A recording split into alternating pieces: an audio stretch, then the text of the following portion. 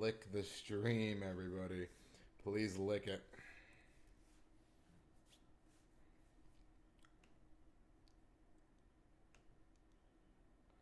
Yo, Brock Lesnar scream.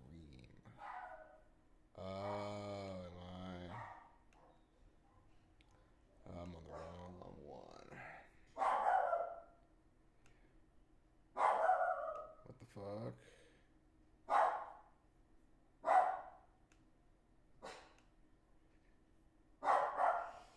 Bum bum ba da da da da. Am I live? I don't even know if I'm live right now.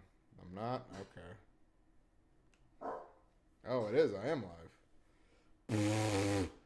Brock Lesnar. Let's see here.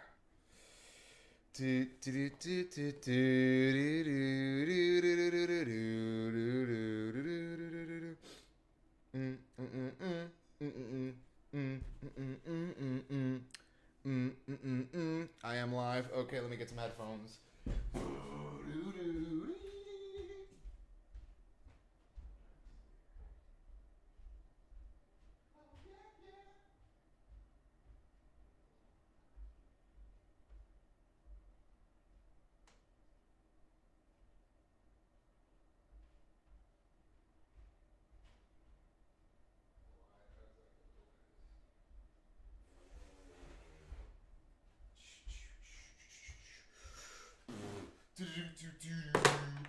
I gotta clean this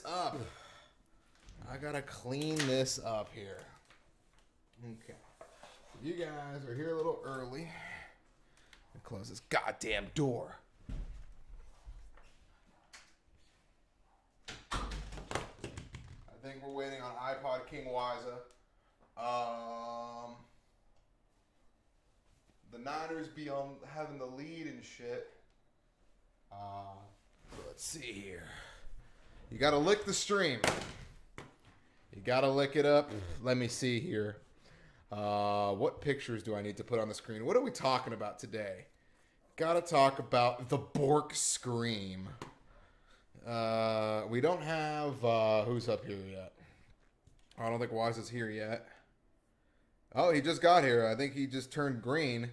So if he is here, that would be pretty swell. Let me log into Skype here and call him, give him a ring-a-ding-ding.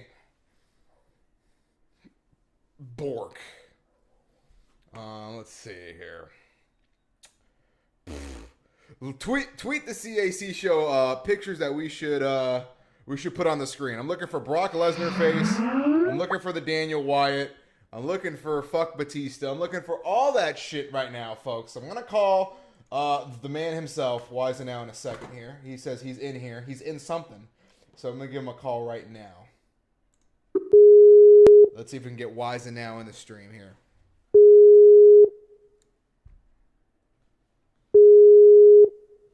Boop.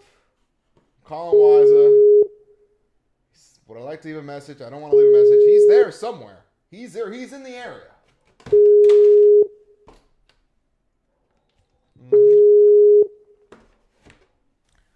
There he is. What's up, man? You hear me? Yeah. Okay. How do I sound? Do I sound like I'm You sound perfect. All right, so I don't have to do anything. Cool. No, you're good, man. You're good.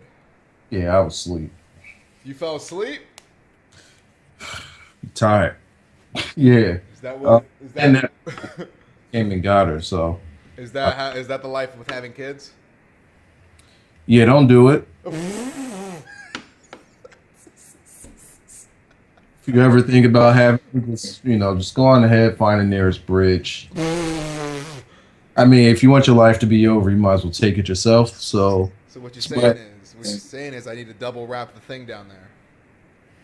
Yeah, with bulletproof bubble wrap. Wow. Bulletproof bubble wrap. You gotta do that. Proof bubble wrap, ladies and gentlemen, is what we're talking about today, apparently. No. We're back. This is our first show of the year. First show of the year, and I'm talking about bulletproof bubble wrap. All right, so we're on to the right path right now. Pretty much. That's what we do here on the CAC show. I'm just looking at different pictures people are sending me to put on the screen here. I'm just adjusting the screen because I still haven't changed it from our Slammy episode. Okay. So I'm just changing it up right now as we speak. Wiza, how was your New Year's? Extremely tiring. I'm telling you, I have zero life anymore, man. Zero. I can't do anything. I gotta ask you, man, how do you put up so many goddamn videos? Um, that's actually crazy that you say that because I have no time and I'm still able to do that many. Yeah, you put up a lot of fucking videos. So I think that with time I probably would have OD'd even more. Right. But I try to find that opening space like in between because I had both of the kids for the majority of the past couple of weeks. Right. So like I try to time it like, all right, if somebody's sleeping, I'll tell the other one to be quiet, or I don't know. Like I do a bunch of editing one day and then I'll try to squeeze in commentary another day, or I'll do a bunch of live comms, and those are the easiest because then I don't have to go back and do the commentary later. Nah, yeah, live comms are pretty awesome. My man Daniel Bryan though. You wanna you wanna get into it, or you just wanna just talk? Nah, I only said that because you got him on the screen with the Michael Myers attire. Wiza, did you get anything special for Christmas? I have a computer chair. You have a computer chair. I have a computer chair. That's a thing you have now. That's the only thing I received. Because if you've never been to Wise's house, which about 100% of you haven't been, he doesn't have a desk, nor a computer. His desk is his bed. That's how it works at Wise and Now Productions. The end table from the living room has become my desk. It literally, if you walk into Wise's apartment, it looks like a startup company because the computers are on dinner tables and we're just fucking sharing internet, and it's pretty much entertainment at its finest. But hey, I got a nice living room set though. I just got to work on the bedroom set. I mean, it doesn't matter though. Yeah, it's just me. I ain't really impressing nobody.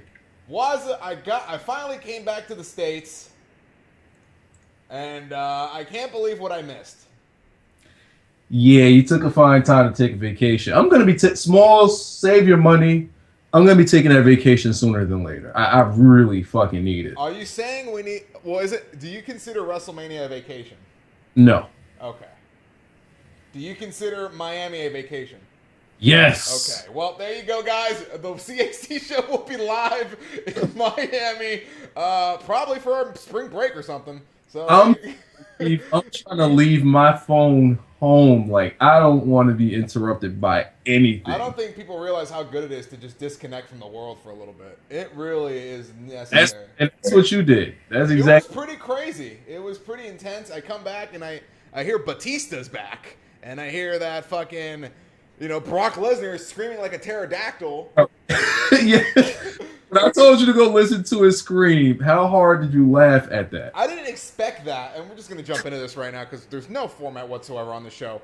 I was at a American hostel bar who had free Wi-Fi, right? So I'm just there on my laptop talking to people, whatever, and I have the speakers on, right? Because I'm not expecting anything crazy.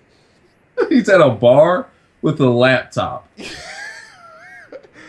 Not Starbucks. A bar. There's no Starbucks in South America. A bar with Wi-Fi. Well, that's how it is in South America. The hostels, like the gringos who retire out there, they open up little businesses and they have Wi-Fi. Wow. So when that scream happened, everybody turned to me like I did it. Like I was just not. I did a Wise. I just put it on full blast, not expecting anything nuts. And then I see Brock fucking gore Mark Henry, and I'm like, what the hell? Ah! I'm like, oh my god. No, and then he did it twice, and then he gave him a great ass F5, and then he did it again. Yeah, he OD'd. They completely OD'd. Yo, completely unnecessary, but that scream F5 was nuts. That what? That F5 was nuts. It was the best F5 I've seen him land in forever. Yo, he had him up there like he was a fucking a fucking, what do you call him, a lucha libre. So like, He picked him up way too easy. yo, what is Brock on right now? He just, wow. Felt like he was Rey Mysterio. He picked him up like he was Sami Zayn, yo. It just fucking tossed. Like, yo, this guy is 900 pounds, Brock. Brock ain't sell nothing. He's so. He's not selling logic. He's not selling gravity. He's not selling anything. Yo, fuck the world's strongest man. He border towards Mark Henry. He said, fuck world's strongest man. Nope. But how is he just going to cut everybody in line, Wiza? That was funny. And as doing the promo, I'm like, is he really about to just say, like, fuck everybody? Like, I'm cutting in line. I don't care what y'all been doing all this time. This is my house when I come here. Like, dude don't even be there. He just come up and say, get your asses behind me. Like, say something. Like, Ho-ho with the comment of the year. You would have thought he F5'd El Torito. Wow. Yeah, that's about it. El Torito would have done like a helicopter spin in midair, like 5 times over. We need to start jotting this stuff down. Here, we gotta be prepared for like year-end awards. We need to jot some of this stuff down. Yeah, I mean, but Wiza, I'm gonna sneak this in here before I forget. Me and Tony thought of this tweet, and I'm gonna have the whole CAC show tweeted out. It's at Brock Lesnar and to at Heyman Hustle. And my request to Brock Lesnar is this. I want him to F5 the Spanish announce table through the English announce table. That English announce table needs to go down. I want him to pick up the Spanish announce table and F5 it through this English announce table. It's had a good run, but it needs to come down eventually. That's announce table. It's a beating. And why do we have Carmelo Anthony? That is a pretty funny joke he put there. Yo, but I guess somebody came at Carmelo saying, man, what the fuck? It's so hard to root for you every night. You ain't winning shit. Win something, bitch. And he wrote, I didn't ask for your glazed donut face ass to root for me anyway.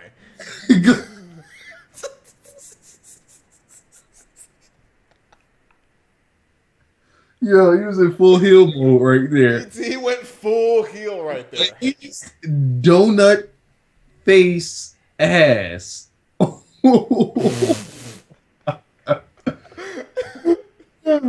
Oh god, yeah. I gotta use that. I gotta use that. But Wiza, what the hell is going on with your like full homoerotication that's going on your website now? You see, this is stemmed from my channel. I make these underhanded homoerotica jokes. Okay. There's absolutely no reason for it. I just do it just because I can. And everybody knows that it's all in good fun. Like, for example, I played this game and I had Vontae Davis on the team. So that's why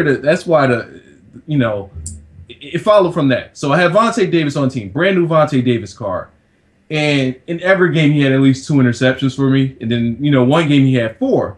So I named the video Vontae Davis is taking dick enlargement pills. Wow. So I mean, you get 4 interceptions, you got to be doing something, and it just snowballed from there. So when the Colts played, I said, all right, I got to use the dick enlargement jokes right now. But they just started getting so butt naked, like it was uncalled for. What happened in the second half? And T.Y. Hilton. That was insane. T.Y. Hilton had like a 50-pound dick just dragging on the earth. Wow. Like, why was he doing like 224 yards? And he's like 5'2"? What is he doing? Why is he like knees deep in? Why is he knees deep in that team like that? The Chiefs. Jesus, it got out of control. So the more that I mean, because I was raging in the beginning, the first half, I was raging hard. Because I seriously hate Trent Richardson. As soon as that motherfucker dropped the ball, as soon as he put the ball on the field, I said, nah. At least Trent Richardson is consistent. He consistently has been fucking this whole year. Well, at Like, least he doesn't give you hope. At least you just know what you're getting. you know it. I went into the game saying this dude's gonna be ass. Why isn't Donald starting? And lo and behold, first carry dropped. They ain't put that motherfucker back in 6. I don't even think they ran the ball after that. They said, "Fuck all that." Andrew Luck's about to do some gangster shit. They started off the first drive, went 7 for 7, scored in no time. You know, in the second drive, they got to stop. And then the third drive, they're up fucking, I think they were up 10-7. And the first carry, give it to Richardson. This pussy drops it, and they fucking just score in like 2 plays. I'm like, I just want him to die. Like, why he had to come to us? Why he? You gave him a top pick for him, right? Yeah, first round pick for the guy, like as if he's Herschel Walker or something. This guy is no Herschel Walker. This guy is no Herschel Walker. But we went off on a tangent. That's where the whole that's where the homoerotica. Okay, to wrap up our NFL talk, Wyatt, the spreads came out for the 2 AFC games next week. The Colts are 7.5-point underdogs at New England, and the Chargers are 10-point underdogs at Denver. I can't believe Denver's getting 10. Denver's gonna beat the shit out of the Chargers. You think so? It's gonna be more than 10? They're coming back to earth. Okay. They're coming. Peyton Manning effect. Okay. But the problem with the Colts, that defense is abysmal. Yeah. Smalls, they could put you at wide receiver and you'll put up 4 touchdowns. Like, and I don't. I'll be doing the nay in the end zone and everything. I don't know if you have Bork laser speed, but listen touchdowns. Like, it's ridiculous. Bork laser. People don't realize Brock Lesnar is just as heavy as Mark Henry. But look how fast he is. He's as heavy. No. Brock Lesnar is 300 pounds. And Mark Henry's 900.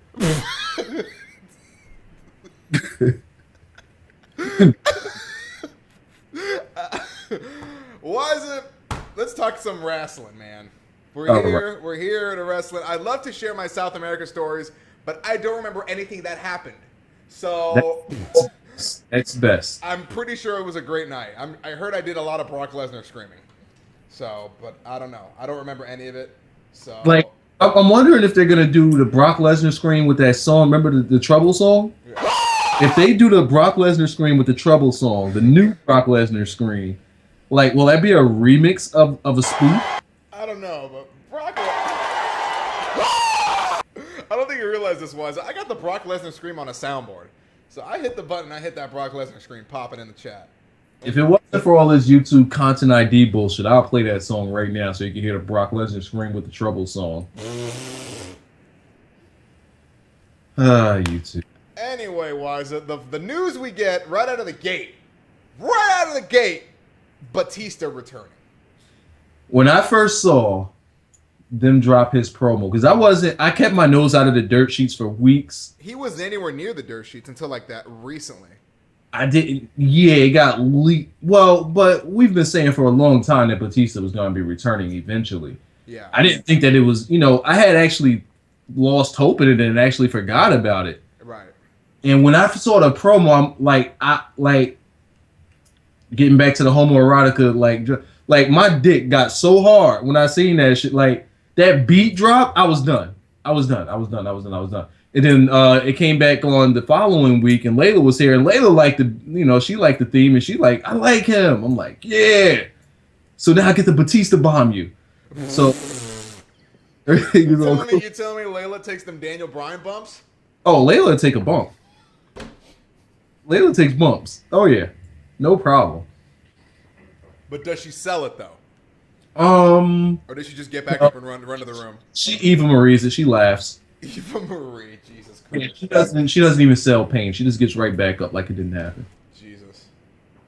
And Aiden's the worst. He kicks, screams, and laughs out of it, and will sit there and smile. What do you think this is gonna go? Do you think it's gonna lead to that Animal vs. Beast match at WrestleMania?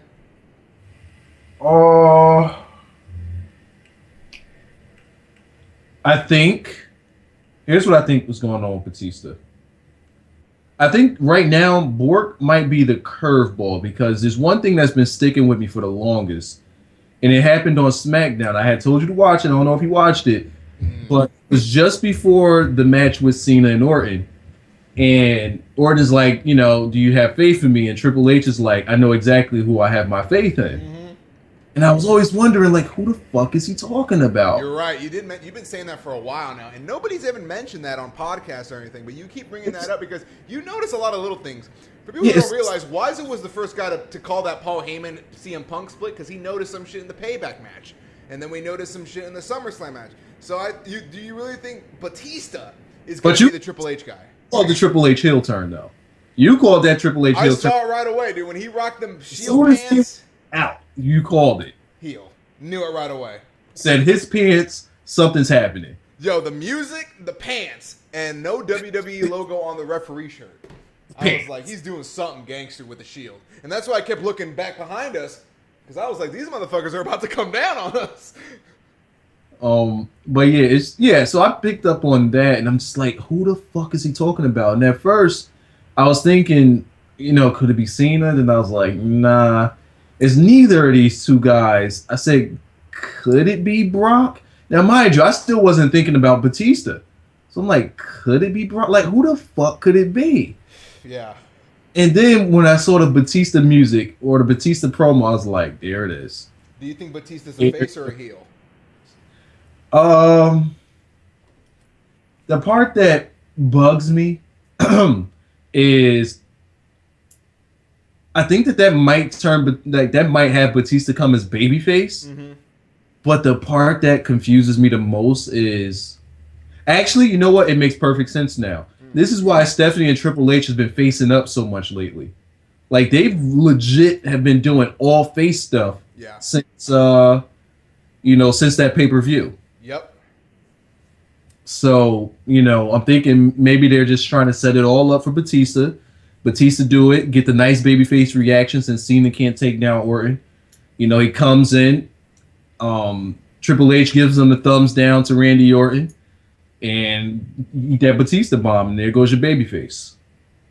So maybe that's who he really had his faith in on that one. I hope he's not. I mean, all these people saying he's going to win the Royal Rumble and main event the show. I don't want to see that happen, honestly.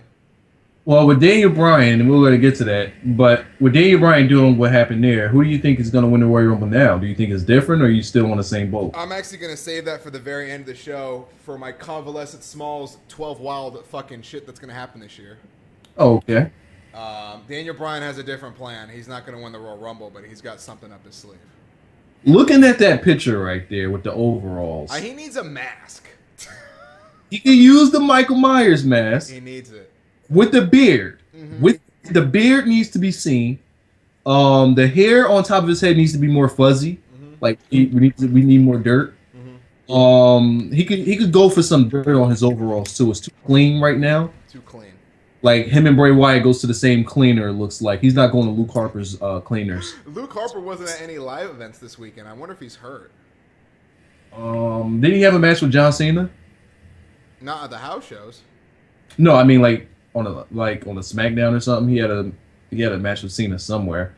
But anytime you wrestle Cena, you take the loss. You're buried for a little bit. Not buried, but you gotta sell it. Cena ain't gonna sell for you, but you gotta sell it. You gotta sell the loss. But yeah, he got the Eric Rowan cleaners thing on it. But what bugs me out about this is, does Daniel Bryan look happy right there? Like, he got his hands, like his posture, like I don't know. Only he knows where they're going with this. You know what I mean? I mean, if he know, I would like to see the footage on that right there. I gotta see his entrance on that. It's gonna be hard, man, because the worst case scenario, we're just gonna transition to Daniel Bryan. The worst case scenario is that they do this John Cena versus Bray Wyatt stupid match, and they're gonna build it up as John Cena rescuing his friend Daniel Bryan for Brie Bella for the WWE and all that, and put the spotlight on John Cena to come and save Daniel Bryan. That's the whole theme with this whole Daniel Bryan situation. Cena picked Bryan. Cena handshakes Bryan. Everything is always Cena's grabbing Bryan. It's not Bryan is doing the shit. There's two things that can happen that I would hate. One of them is what you just said. Another one is this. Let's say that they played Bryan up as a real heel turn, right? Okay. So then they decide they want to pair him up against Cena. Right. Then Cena starts spouting. Now they want to start using that whole excuse of, since they only wrestled once, now they start throwing that excuse around of, I only had one arm. They're the type to do some shit like that. Yeah. They are the type to do some shit like that. I don't because think John will do that. I don't think John will come out and say all that shit. I think he likes Daniel Bryan too much. Yeah. And John Cena signs off on everything he does. True, but with them putting him into this whole Bray Wyatt thing, that'd give them the door for WWE to tell him to do something stupid like that. Because, and this is something I've been hearing from a lot of podcasts lately,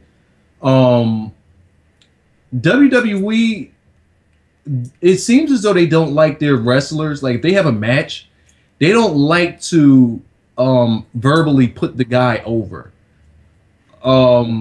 The best example I could give is anytime somebody's having a match, before they have the match and they're doing their promos, they make the other guy seem like complete shit. Yeah.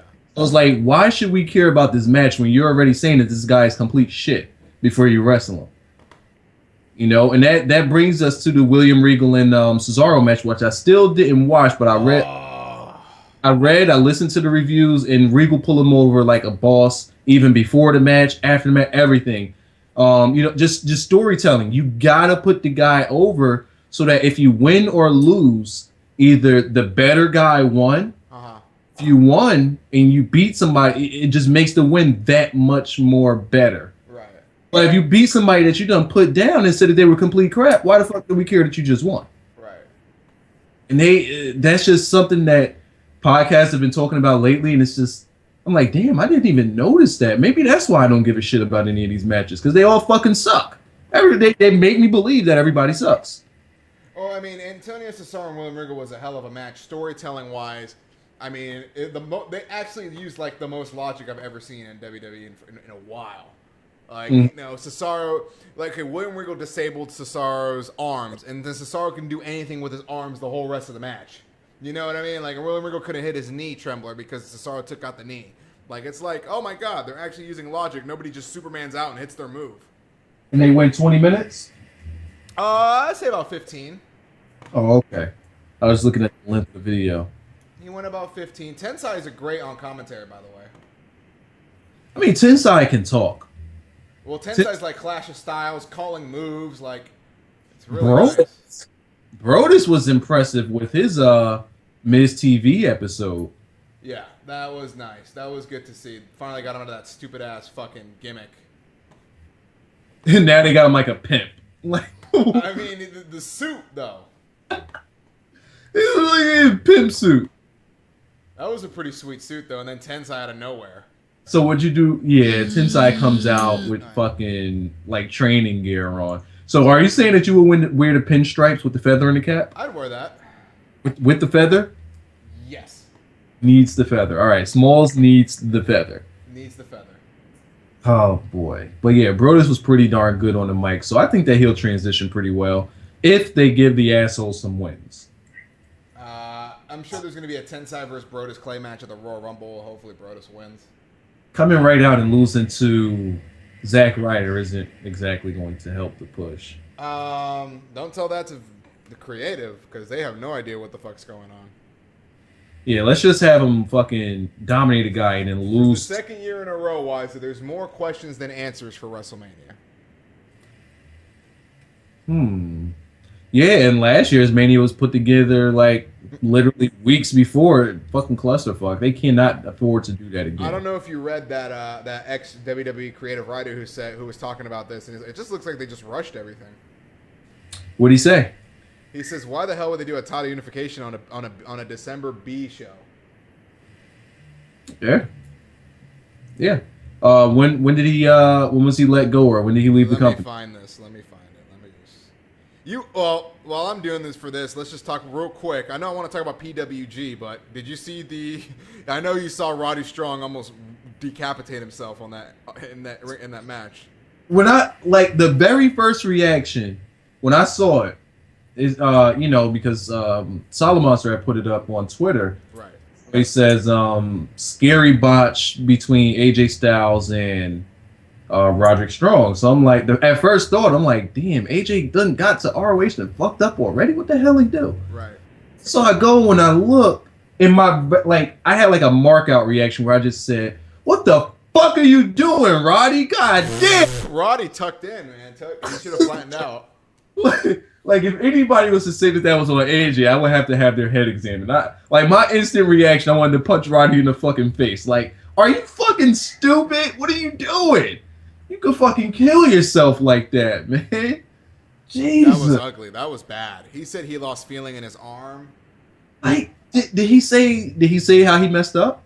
No, it happens. We know how he messed up, but I want to know what was he thinking? Like legit thing. Like you say, he probably thought a power driver was coming. I don't know what happened. Maybe Roddy was kind of out of it in the match. Maybe he got hit in the head or something and was out of it, and he just natural instinct. This is AJ's move that he's had since the fucking probably beginning of his career. Right. Indies everywhere. So if he calls finish in the match, then it's a styles clash. You know what? Maybe getting in that position, he's not used to tucking his head back and just, all right, I'll give him that. Because nobody is allowed to do it. I don't think anybody's allowed to do that move besides AJ. I've seen Michelle McCool did it. Who? Michelle McCool. That was Michelle McCool's finisher. She did a Styles Clash? She did the Styles Clash. That was her finisher back in the day. With the pin too? All that. Yeah. But fuck her, she's nobody. Well, So here's Wes Adams. He's a former WWE official. Here's an excerpt from the column. And it reads, "From what I've read and gathered, the unification of the two world championships was rushed and lackluster. WrestleMania 30 could and should have been the time for the unification, not a December B pay-per-view show. The time to unify them was long overdue, though. The brand extension has been over and done with for a while, so there is no reason for two world championships. The World Heavyweight Championship has been presented in such a terrible manner the past few years that it has ceased to have any real meaning. It hasn't been featured in the closing match of WrestleMania since 2008 and has been devalued by short title reigns, champions losing, and horrible booking of the person holding it. If Cena is going to be in the main event again at WrestleMania, which is in jeopardy now that Batista is returning, then let it be with someone else. If Orton is going to be the Authority's chosen one, then let's have a fresh match with another individual. There is no way that Orton versus Cena in their 100th pay-per-view match is going to be an earth-shattering, money-making pay-per-view match. And what happens to the winner of the Royal Rumble this year? If a title match is going to be set, what does the Rumble winner do? That in itself makes me feel like WWE rushed the title unification and it had it at a random pay-per-view, much like they did with the WWF WCW unification match. Mania usually sells itself, but will this match be enough for the casual fan to want to open up their wallet? We'll see. So for the second year in a row, there are more questions than answers heading into WrestleMania season. I have a thought, and I've had this thought for a while. And actually, because I had this thought before I received this question, but someone asked me, who are two guys that you think will return, special returns? Oh, I got that saved to the end of the year, end of the show. But yeah, I know who's returning. Yeah, I'm not going to answer that question. Okay. But I'm going to go a different direction on this because I gave him an answer that he wasn't expecting at all. So he asked me, who's I hoping will come? And I said, I hope nobody fucking comes. And the reason for that, now I want you to walk with me on this one because it's going to make a lot of sense. But I, for one, I'm tired of seeing returns. Really? Like, for any pay-per-view, for any short stint, or for, any, quick pops and ratings. I don't want to see that no more. Even if it's just an OG guy who's just there to hit his finisher once and get eliminated? At best. Like Jake the Snake. Have him go in there, hit a DDT on fucking on somebody and get eliminated. Hold on. Let me go deeper. Okay. At best, I would like to see them do a promo. Now, when it comes to the Royal Rumble, one or two guys, cool, but they would have to be really fucking old. I mean, like, I don't want Attitude Era guys coming. Now, you're talking about like Bob Backlund and shit? No, not Bob. Well, no, not Bob. Crossface chicken wing on Dean Ambrose. Like the Golden Era guys. I wouldn't mind Hulk Hogan? Smalls, you just like fucking with me, don't you? Hulk Hogan, have him go in there, hit a fucking boot, and get eliminated. Whatever. How I feel about Hogan, man. This guy knows it. Do you want Ultimate Warrior to run in there and hit a gorilla press on somebody? Like, I would just see just a guy that would need it, like Kevin Nash or Would you be okay with seeing Scott Hall in there for a minute? Did I say Kevin Nash? Yeah, I missed Scott Hall. I'm sorry, Scott Hall and Jake the Snake. The reason why I wouldn't mind those two guys is because it helps out the feel-good story between what DDP is trying to build. That's a feel-good story. It's very good. Yeah, that's why I'm cool with that kind of shit. Like, I would like if they do a return, I would like something like that. But if it's just to get a cheap pop or get a cheap ratings boost, the reason I don't like that is because for years, people can't seem to get over the Attitude Era. And WWE doesn't seem to put over the guys that they've been building for the past 5 to 6 years. Right. Now, people keep saying, oh, they won't put over new guys, they won't build new guys, they won't do this, this, and that. Well, how the hell can they do that when fans keep saying, we want the Attitude Era, we want these guys, we want this, but then at the same breath, they're saying, you won't put anybody new over. Right. They can't and they won't because you keep the fans actually keep falling back on the same old guys. So they're never, ever going to move forward if the fans don't move forward, honestly. So with that, it's like, all right, so we got Brock Lesnar coming back for a cheap pop. What does that do for the future of the business? Batista coming back. What does that do for the future of the business? The Rock, even Austin. I wouldn't mind those guys coming back to do I wouldn't mind The Rock coming back because, The Rock does the job. I wouldn't mind him doing a segment. Segments are cool. You're cool with the segment. I'm cool with a segment. You don't want to see The Rock wrestle. I don't care to see them wrestle. Because if they what happens to The Rock? What happens to The Rock face like Roman Reigns? Quick 10-minute match, fucking put him over later. Nah. No. Because that spot could be reserved for Roman Reigns to build a good feud with somebody else that's already trying to make a name for themselves. So, think about it this way. When the Attitude Era was going on, they wasn't bringing back people from the old days. Yeah. And when the Royal Rumbles first started out. Well, that was because they were in WCW. Yeah, we'll give them that. But is that still considered the best era of like all time almost considerably? Yeah. And that was with no, old school returnees. Because they built around their stars. Exactly. So now you're saying you'd rather have some NXT debuts, right? Yeah, like work on these guys and let us get invested in these guys instead of saying, all right, let's get back invested in The Rock, even though he's only going to be here a few weeks out of the year and he's going to win a championship for no fucking reason. I mean, really? But think of it, and here's another one. The old Royal Rumbles. Now, you was probably still in your, I wasn't a baby anymore, but you was probably still in your baby draws when the old school Royal Rumbles were going on. There were no old school returnees. It was just who we had in the company, period. And yeah, but like Mr. Perfect came back, and like there's no, in the beginning Rumbles, like you talking like when Hacksaw Jim Duggan was fucking running that shit.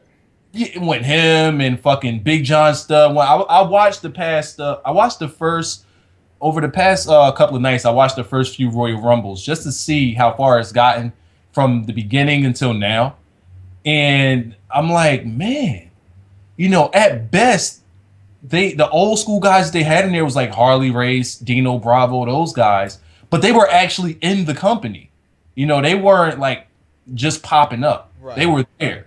So that was as close as they got to like, some old school faces being in the Royal Rumble. And they did well. So it's like, why the fuck do we need that now? We didn't have it then. We didn't have it during the Golden Era. We didn't have it during the Attitude Era. Why the fuck do we need it now? And it's because I honestly think that WWE thinks they can't move forward unless the fans just stop talking about the Attitude Era.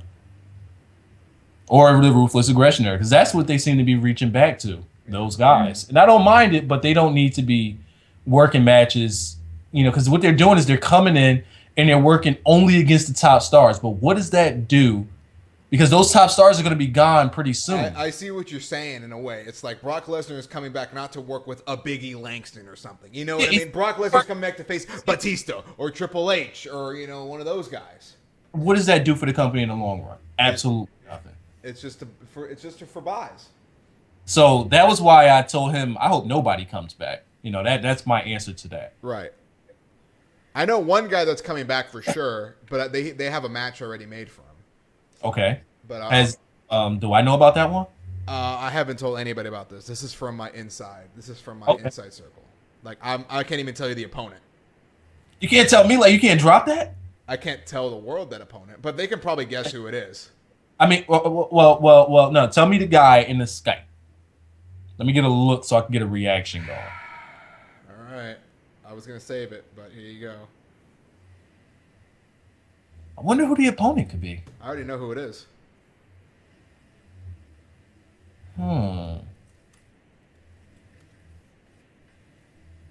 Holy shit! That's gonna be the opener. That's what's penciled in. Where? Mania. Oh, that would be fucking awesome. Exactly. That's the kind of return you do. And that's the like that. Hold on, Waza. No, that's what you do. Waza, Mark Henry. What is Mark Henry? You don't come in and put that motherfucker against John Cena. Who? Mark Henry versus John Cena? Well, all right, if that's what you want to say there. Yeah, sure. Mark Henry. I see what you did there. Waza, now that this whole Big Show thing has kind of came in the light, now it's going to go back, and how I wanted you to book the Big Show, and you're like, I need to see the light at the end of the tunnel. Yeah. Okay, well here it is. Let's go back to before Survivor Series. Okay. Waza, I need you to book the Big Show versus Randy Orton.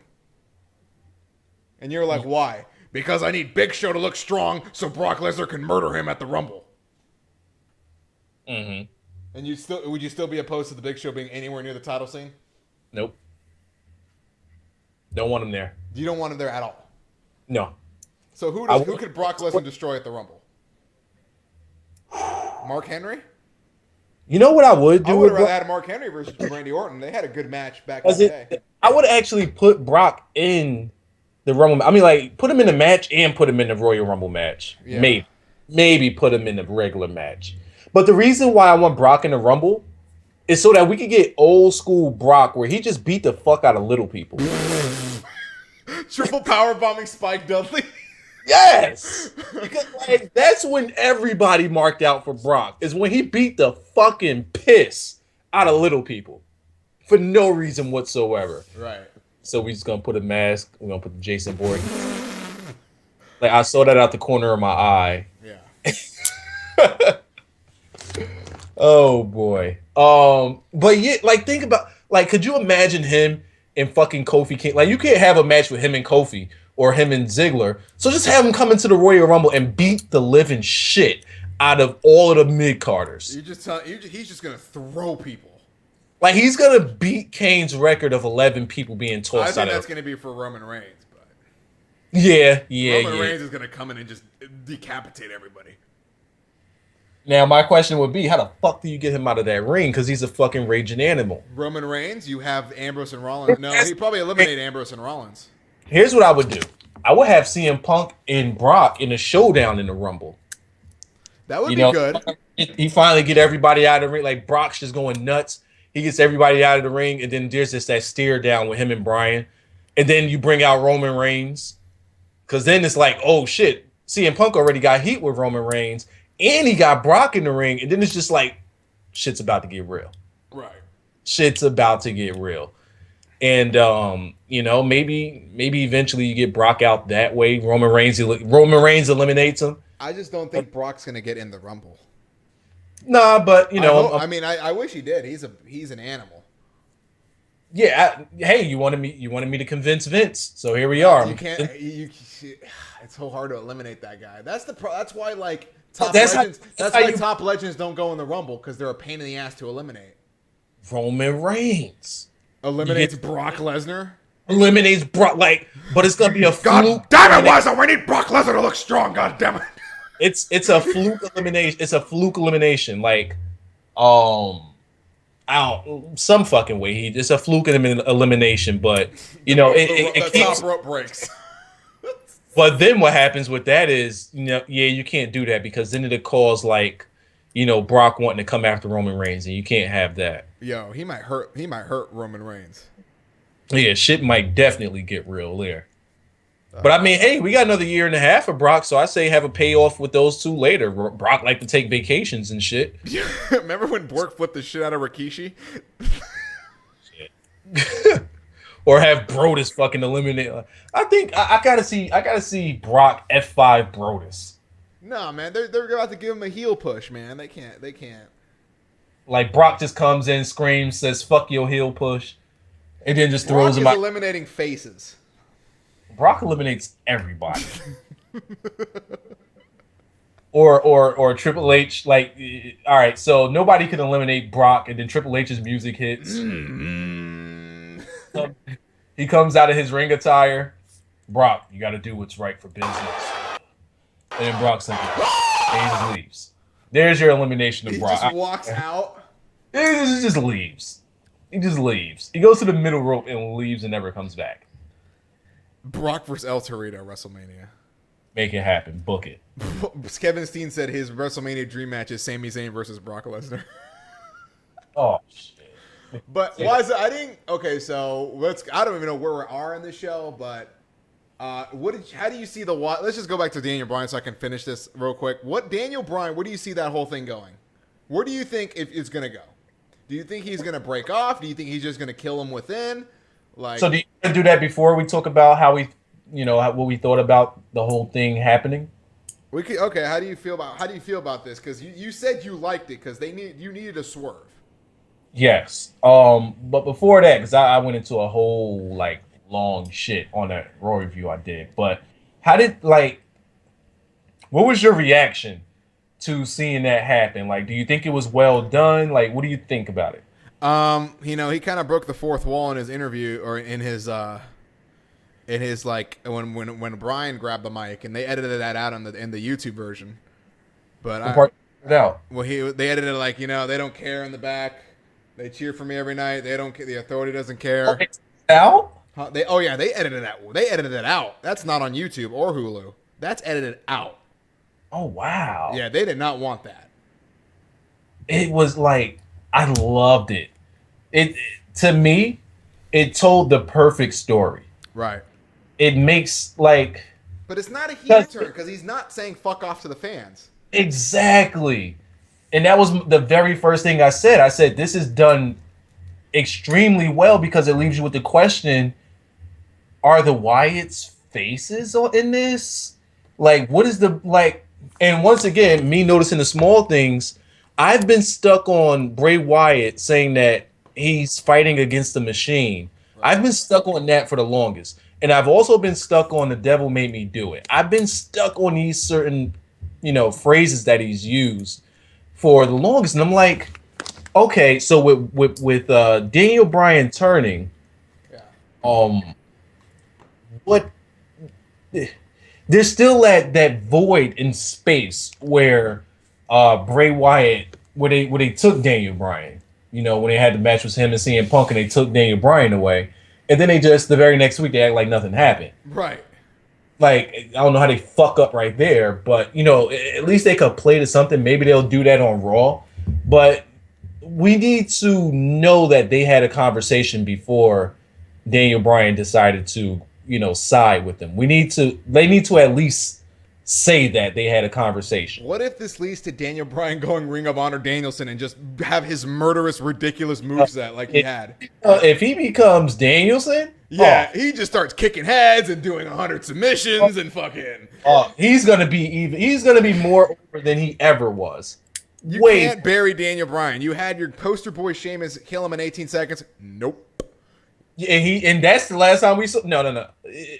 We saw Danielson twice in WWE, 3 times. Mm-hmm. Once against Sheamus, twice against Punk. Those are the only times that you saw. The rematch was Danielson. Yeah.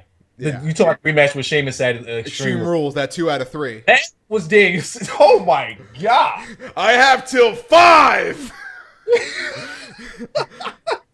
If we get that guy back, he's going to be more over than he probably ever will. Because then we'll get Danielson on a WWE level. It'll be WWE won't possibly be able to bury him. They won't possibly be able to. Right. So they can't let him be Danielson. They can't. They can't afford to. They can't. I mean, I don't know. Yeah. That would probably give him like the instant Austin reaction. It would definitely give him the Austin reaction. JR says anything short of Bryan getting the WWE title, it will be a failure with this angle. Yeah. Yeah, we got to. Oh man, we got to get Danielson. He'll probably win it at SummerSlam again. Oh my God, we Off got to of Punk.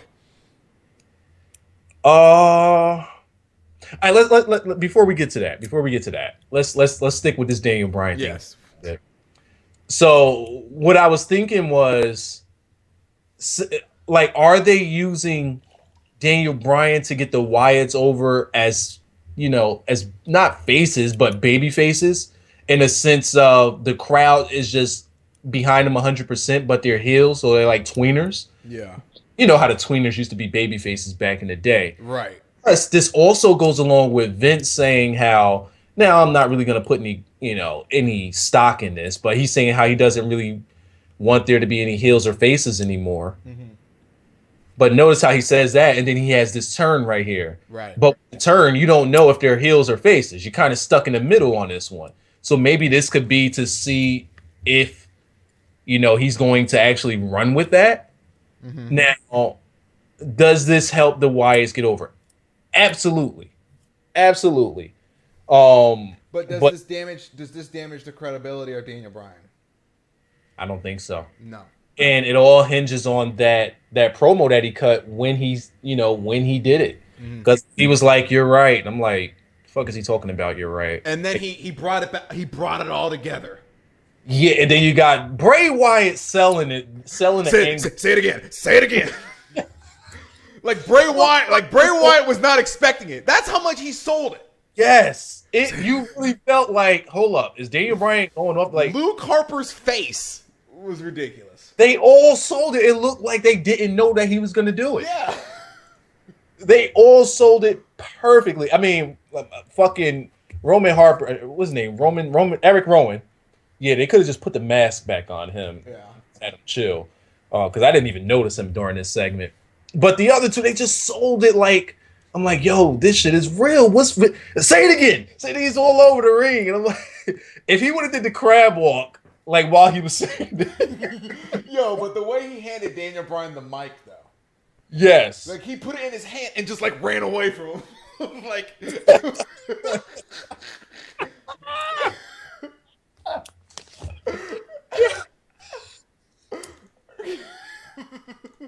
Bray Wyatt's mannerisms are perfect. Yeah, he's good. He's good. There's no way they would have been able to do this with Wail and Mercy. No possible way. Bray's good, dude. Like, I don't care what anybody. He's so young, though. He's 26, Wiza. That's why they're pushing him so hard. That's why they're pushing him so hard. They're getting their main event players ready. That I can say. They're getting their main. Wyatt's a guy that could give you a good 10 years. It can give you it can give you an extra 5 or 10 of like that one-off kind of shit. He could do 15 easily because his gimmick allows him to. Right. Now, the only way for them to stick with this gimmick is if they make him. They would have to give him the Undertaker treatment. Not saying he wins a bunch of WrestleMania matches, but he would have to become untouchable like the Undertaker. Because the Undertaker is the only one that I know that's been able to keep his gimmick, his off-the-wall, unbelievable gimmick, for as long as he's has. Right. We're talking, what's it been, over 20 years? Well over 20 years. He's been wrestling forever. It's been about damn near 25 years that he's had this gimmick, this completely unbelievable gimmick. Like, this is supposed to be a joke gimmick. Yeah, but I mean, he's always reinventing himself, though. I mean, he was the American Badass. He always adds a new move, He did the American Badass for about 2 years, 3 years. Yeah. And that was just him wanting to be himself for once. He's like, hey, I want to be like, let me just be myself for once. Mm-hmm. And Vince, it was a gimmick that he always probably wanted to do. And he did pretty good. He put a damn good job at it. But it's also a period that Vince wants everybody to forget because he wants the Undertaker gimmick, because that's something that he built. So he wants it to be like, his creation that lasted this long. You know how the whole ego trip Vince got. He wants to seem like this whole thing lasted for a good 25 years. So if they give Bray Wyatt this treatment and actually keep him with that gimmick, I think that it could work for 15 years because it could reduce how much wear and tear he takes in the ring. And he's a big guy, man. But, He's a big yes, dude. he's a guy. They don't build him like that anymore. No, but I'm saying that in terms of like he can't be taking crazy bumps because he's a big dude. That's a lot of weight. And he's athletic as shit. He's athletic, and that's gonna go away eventually. But Bray Wyatt's work rate, everything is perfect for him. You know what I mean? Like he's not over the top OD. You know what I mean? Yeah, they give him to they don't give him to you when you want him. Mm-hmm. They give it to you when it's best for him to come in the ring. Like when it means something, that's when he steps in the ring, and that's perfect because it keeps the longevity going for him. So yeah, I say that we'll see what happens. I think it's a gimmick that could really like get over and stay over for the long run. I see that gimmick staying for a long time. I think Bray Wyatt is the future. He doesn't even need to win a title. He's not going to win it. He doesn't have to win a title. Undertaker didn't need titles. He's that guy. He's the Undertaker. Undertaker didn't need a title. He got some, but when you think of the Undertaker, do you think of champion? No, you think of the fucking phenom. You think of the man. You think of the legend. I think a guy who won't get enough titles in terms of recognition will be number one Bray Wyatt, and I believe Dean Ambrose won't win a lot of titles, but he'll always be in the mix. You know what I mean? Like he'll be there. He'll be like a Roddy Piper kind of guy. I am extremely curious on how WWE is going to be 6 years from now, because it's going to be just these guys. It's going to be Biggie and Roman Reigns. It's going to be just these guys, and I think that. Judging now, and thinking about 4 years into the future, I'm thinking that they'll give him the Roddy Piper style, but also give him the payoff that Roddy Piper never got. Really? Because Roddy Piper should have had a nice long run as champion, but he was there. During fucking Hogan being champion for like 5 and 7. I still can't believe Hogan didn't fucking do the job for him once. Nope. And then you got Macho Man. He was champion for over a year. Warrior was champion for a good year. So he really didn't get a chance to. None of those higher mid-card guys got a chance because there were these fucking guys right here. I'm not saying it was a bad thing. They were the right guys to lead the company. But if it was today's WWE, those guys all would have had belts. Mr. Perfect, Rick Rude, let me not say him. But yeah, Roddy Piper, all those guys would have been champions. Definitely would have been champions. But in today's WWE. But back then, since guys had such long runs, that's different. I don't think they could afford to do it back then. Because whoever was champion was the face of the company, was the leader of the company. Mm-hmm. So, it's different now. Yeah. That's why they can afford to put it on Dean Ambrose and give him a nice little lengthy run. I say that they give him a good 8-month run in the future. Wow. I think, he could use it. Well, I think they're going to have so many guys in the future. I think that they might start doing 2 titles again in the future. Eventually, they're going to have to. I mean, the talent is incredible that they're going to have in the future. Yeah, and they're going to have to hold the belt. At some point, they're going to have to hold the belt. Do you think Seth Rollins will hold that title? Not the major title. Maybe not once. He'll get like a Jeff Hardy kind of rub. Let me say not the main title. You're calling him Edge, is what you're saying. No, I'm actually calling him Jeff Hardy. Wow. Now, Jeff Hardy did hold... Well, did Jeff Hardy hold the main title? He was WWE. He was. He pinned.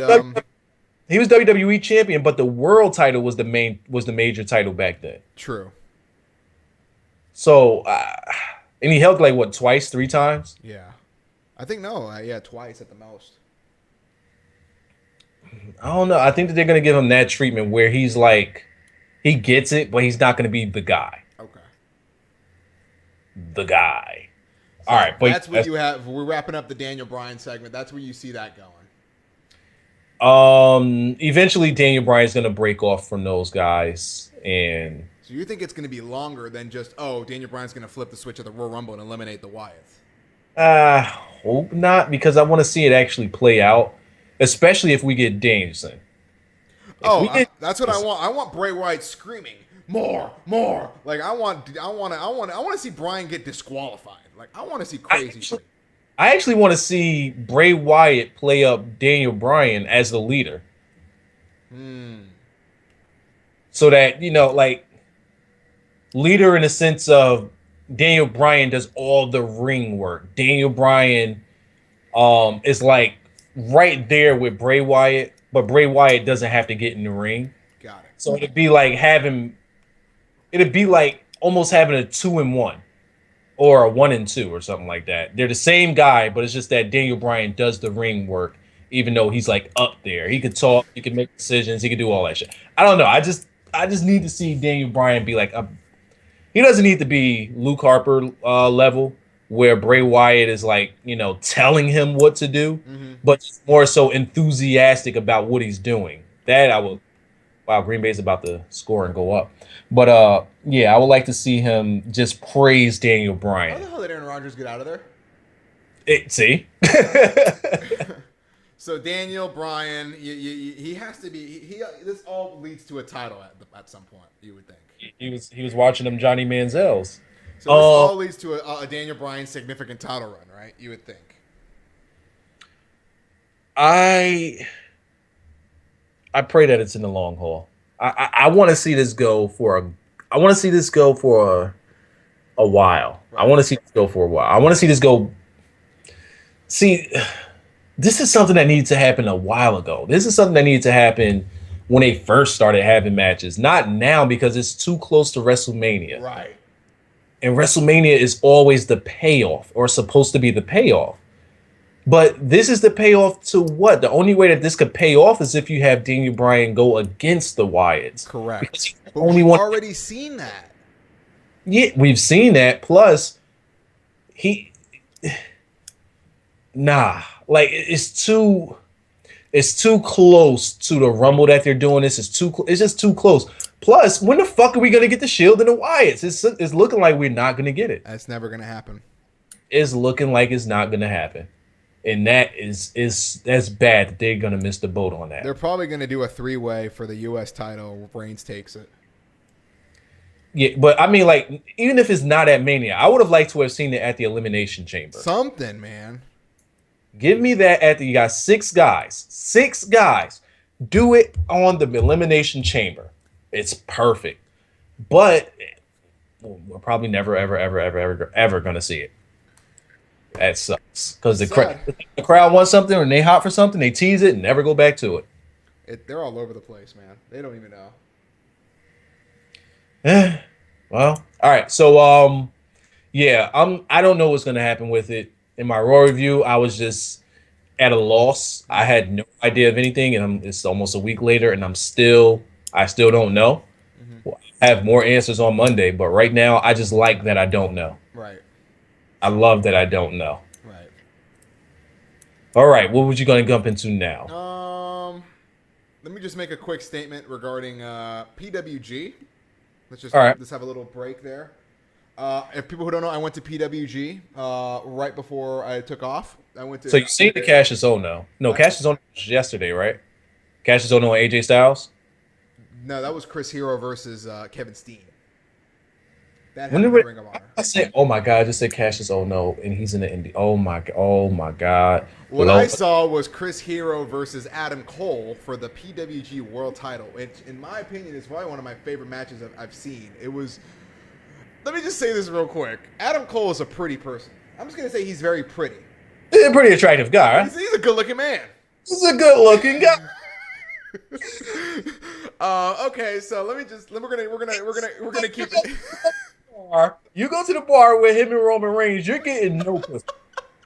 Let's just throw that out there. You're getting no yam action. Oh, yeah. So people who don't know, Kevin Steen, Adam Cole, and the Young Bucks are all in a faction called the Mount Rushmore Professional Wrestling. Adam Cole is obviously the ROH and the PWG World Champion. The Young Bucks are the PWG Tag Team and the Japan All World Tag Team Champions. So they got a lot of belts. So the show starts, right? I'm with Aubrey Sitterson. Oh, Kevin Steen has what?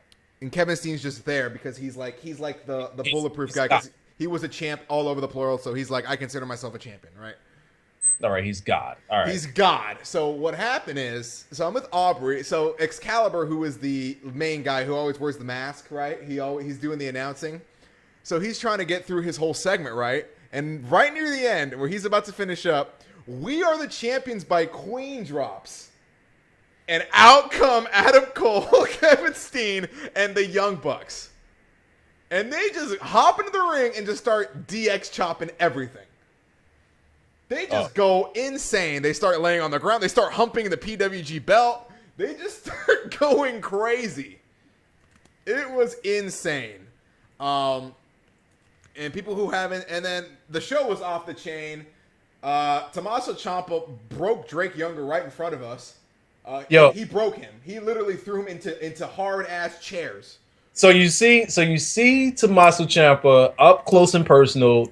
He's a very intense individual.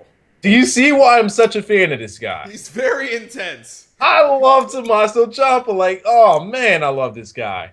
Do I ever see him being called up to the WWE? Nope. Nope. They wouldn't know what to do with the Sicilian psychopath. They wouldn't know what to do with that. He's entertaining. The Young Bucks and Kevin Steen match. The boot to the face in the, on the ropes. Yeah. On the lower ropes where he just fucking continuously runs his fucking foot against your face. Like runs from one corner and you're like laid down on the ropes. Yeah. He still does that over and over for no reason. He ODs on everything. Yes. The Young Bucks and Kevin Steen faced AR Fox, Rich Swann, and Ricochet. Ended up being probably the greatest match of that. Kevin Steen is starting to do the stunner now, which is hilarious. Ever since he had that, yes, he just hits the stunner on people. And AR Fox, you can ask Aubrey. AR Fox got hit with the stunner. He flew out of the ring. Oh, so all right. Well, he nobody ended up in the front row. Nobody ever sold it like all right. The Rock sell on the stunner. This doesn't compare. AR Fox's was twice that. You know which cell I'm talking about? Yes, but I know. Yeah, where he pushes himself up out of control. When Austin gave him a beer? Yes. AR Fox ended up outside of the ring. I don't know how he projectiled himself out of the ring. Hold up. I don't know how he did that. I need to make sure that I send you this. Like, we need to revisit this stunner. If PWG, but he ended up out of the ring and in the crowd. You said, like, he completely oversold it. I was hoping that PWG would release the teaser for that show, but they haven't yet. But yes, he ended up in the front row. What the fuck was he doing? AR Fox. Well, if you don't know who AR Fox is, he's a high flyer kind of guy. Him and Ricochet landed right on top of us. Also, I mean those guys where we were sitting, they were landing on us. Like we had to move every 2 minutes out of our seats. It was completely out of control. Hell of a match, of course. Pile drivers on super kicks, lots of all that good shit. And afterwards, we had Adam Cole versus Chris Hero. And Chris, of course, when Chris Hero was getting introduced, he got a welcome back chant. You know, the welcome back chant. Mm-hmm. Adam Cole fucking turns to the crowd and just says, "Thank you. Thank you. I know. It's good to be back. It's good to be back." I was dying. But some of the spots they did, I mean, Adam Cole took a boot to the face right in front of me. He landed on a guy. Like, he took out the front row. And Chris Hero you have to see the match. Like, I'm telling everybody to buy Night 1 DVD. Like, you have to see this. The shit they did. Chris Hero. I got to get this PWG stuff, man. Okay, so there was a spot in the match where Adam Cole went up and slapped Chris Hero in the face. And then Chris Hero hit him with an elbow, and Adam Cole face planted and sold death. It was the most like I can't. He slapped him. Chris Hero elbows him. He face plants and dies. Oh boy. And then there was another, and they were doing the Universal spot. You know where Adam Cole was doing Elite Frog. Chris Hero said, "Fuck all that." Stopped and gave him with a boot to the chest as he was in midair. As Adam Cole was in the middle of Elite Frog. What the hell? He booted his ass in the chest. Does Chris Hero look like he's having fun?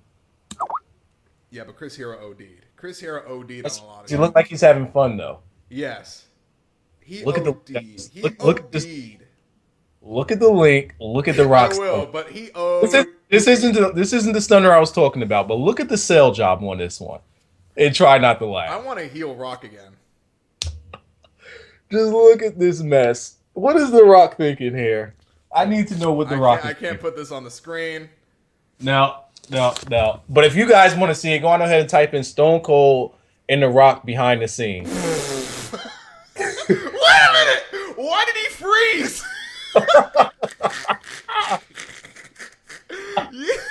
Yo! AR Fox ended up outside of the ring. I don't know how he flew. How? I don't know. You can pre-order the PWG Night 1. Yes, it's All-Star Weekend Night 1. I would just go ahead and pre-order it. It's only $15, and it's going towards a great indie organization. So go get Night 1. You'll see me everywhere in that DVD. I'm in every fucking shot.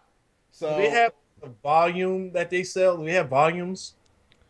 You missed their huge Christmas sale, which was pretty off the chain. What do you mean volumes? Like you just want to buy a brick of them?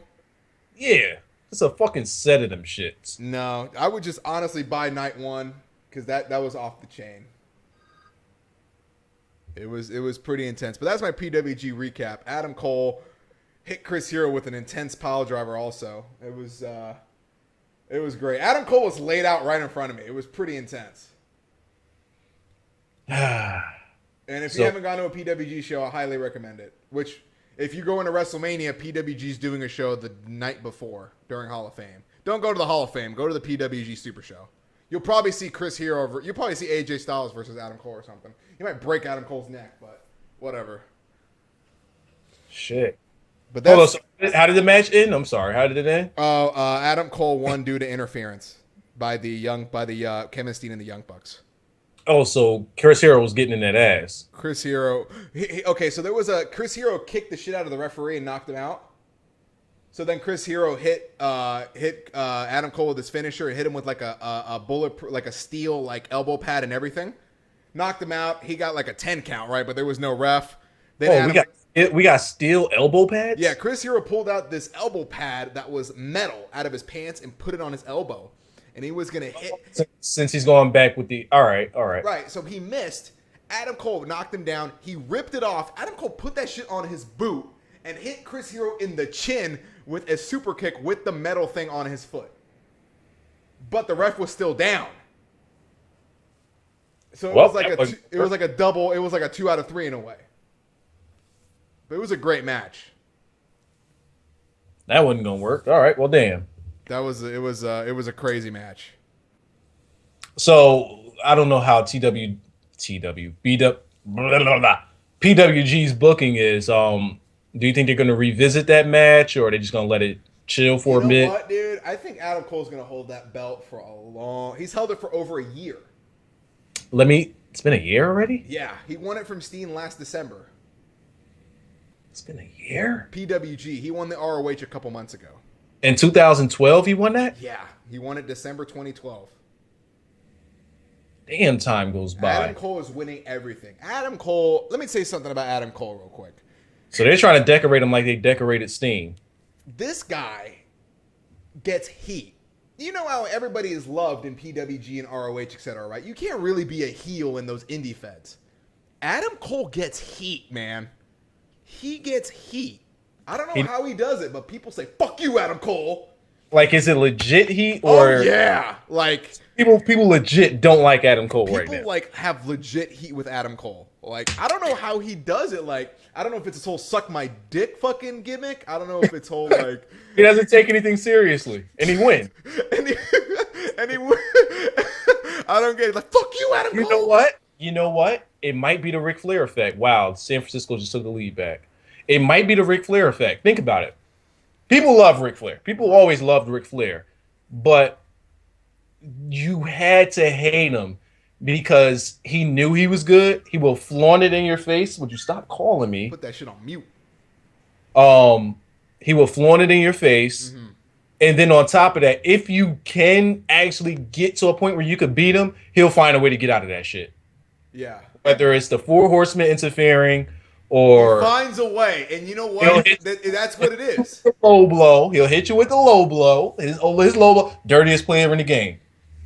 Does this sound like what we're doing with Adam Cole? Yo, but Adam Cole, when he won the belt, of course he's getting booed. They're throwing shit. And he's hugging the belt in the corner of the ring. You know what I mean? He's hugging it and just like in shock. And then he breaks out that smile. And he's like, I did.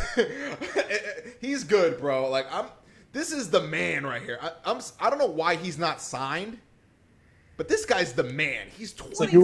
So you were one of the only people in the building that was hyped for him? Oh, I'm a huge Adam Cole fan, but even Aubrey was like, man, this guy's fucking good. Like, everybody is like, you gotta like him. You gotta respect him. Like, you gotta break, PWG fans are smart in a way, but it's like, fuck, man, fuck this guy, but god damn, he's so good at what he does. That's Flair. Yep, that's it. He's pretty too, which, a pretty guy. What are you gonna do? I mean, he's too pretty. That's another reason why people might hate the guy. There you go. Ric Flair used to have the blowout hair with... And he'll tell you that he fucking your woman in Space Mountain. He'll let you know. That's Adam Cole is a beast, man. Why don't you tell your lady? No, that was Rick Rude who would be like, tell your lady to get with a real man. Never mind, I'll take that one back. But Ric Flair used to say them lines too. And then, of course, Adam Cole to get that heat when he was beating up Chris Hero. He was like, you'll never be Tyler Black. You'll never be CM Punk. And we all knew Claudio was better. Ooh, he's doing this during the match? During the match, and then Chris Hero flipped the switch and just went ape shit. Was there a pedigree involved? No, he didn't do that spot. I wish he did, though. So we're just going to save that one for what's his name? Gargano did it already, so I think that's why he didn't want to do it. Wow. He kicked out at 1 and proceeded to kick his ass. Has that match come out yet? Dragon Gate? No. I wish. Dragon Gate's kind of weird with their stuff. Nah. I want to see that match. That shit looked intense. That's my PWG segment for the show. Right there, pretty much. Shit, that went a lot longer than you thought it would. And for the next series of PWG shows, Adam Cole and Kevin Steen are a tag team. So it looks like it's all going to culminate with Adam Cole and Kevin Steen versus the Young Bucks. You think so? That's how it's going to probably culminate. Hey, you know more about it than I do, so. Waza, we're going back to WWE because WWE and PWG are the only decent promotions out there. Never mind. There's a lot of good promotions out there, actually, but PWG and WWE are the top. Smalls, I came to a revelation here. It's a new year. You know where I'm going with this. Oh, my God. Are you burying old hatchets? I want to give TNA another chance. Waza, Gunner is the #1 contender. See, that part right there is where they lose me.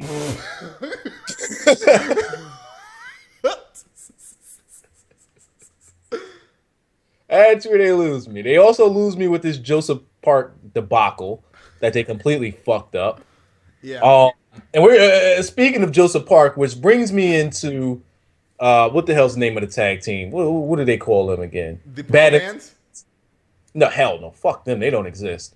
Bad Influence. They're good. They're the best tag team in that company. The reason why I just mentioned Bad Influence is because Smalls, we have to tell the people what we saw on what the hell is the Epic Meal Time. Oh. With Daniels overselling the pan shot. First no selling the pan shot. Then overselling the pan shot to the point where he's on the ground with his in the air, wide open. Wide open. Why was his ass in the air? Yo, that was good. Daniels is awesome. And then RVD eating bacon. RVD, completely uninvited. He was not in the video at all until they started eating.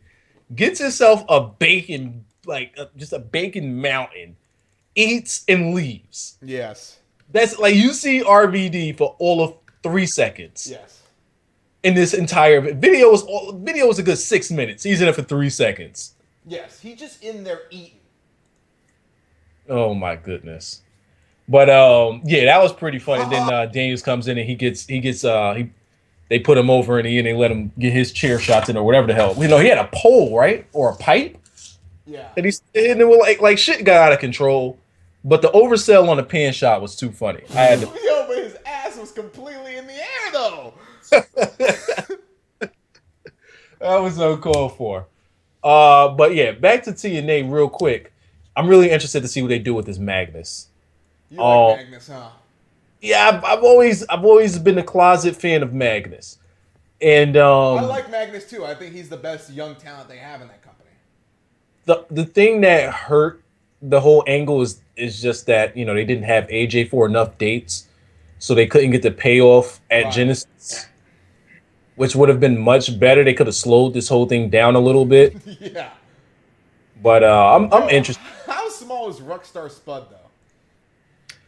I haven't seen this rock. I seen him, but I haven't, like, everybody seems to be high on Rockstar Spud, but I haven't seen his segments. No, I'm talking about like as a GM. He's good. He's solid. He's hilarious. I haven't seen his stuff yet.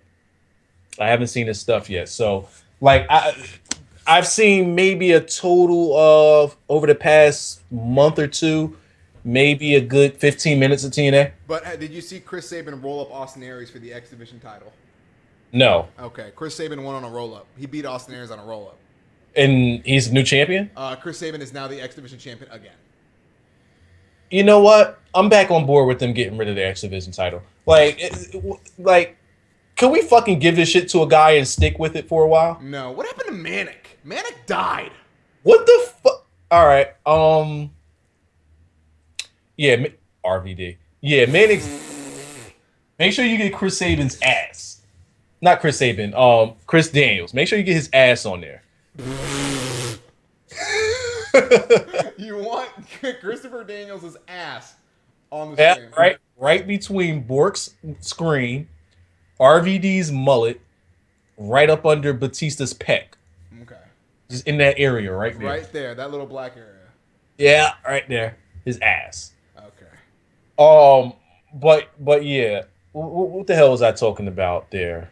I was talking about somebody in TNA. All right, Bromance could go. They can go. Okay. Still interested in that. The Joseph Park thing, you've probably seen more TNA than I have. Am I on the right side of the fence?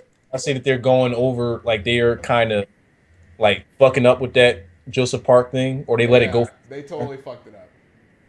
You think they went for too long with it? It was just too much confusion.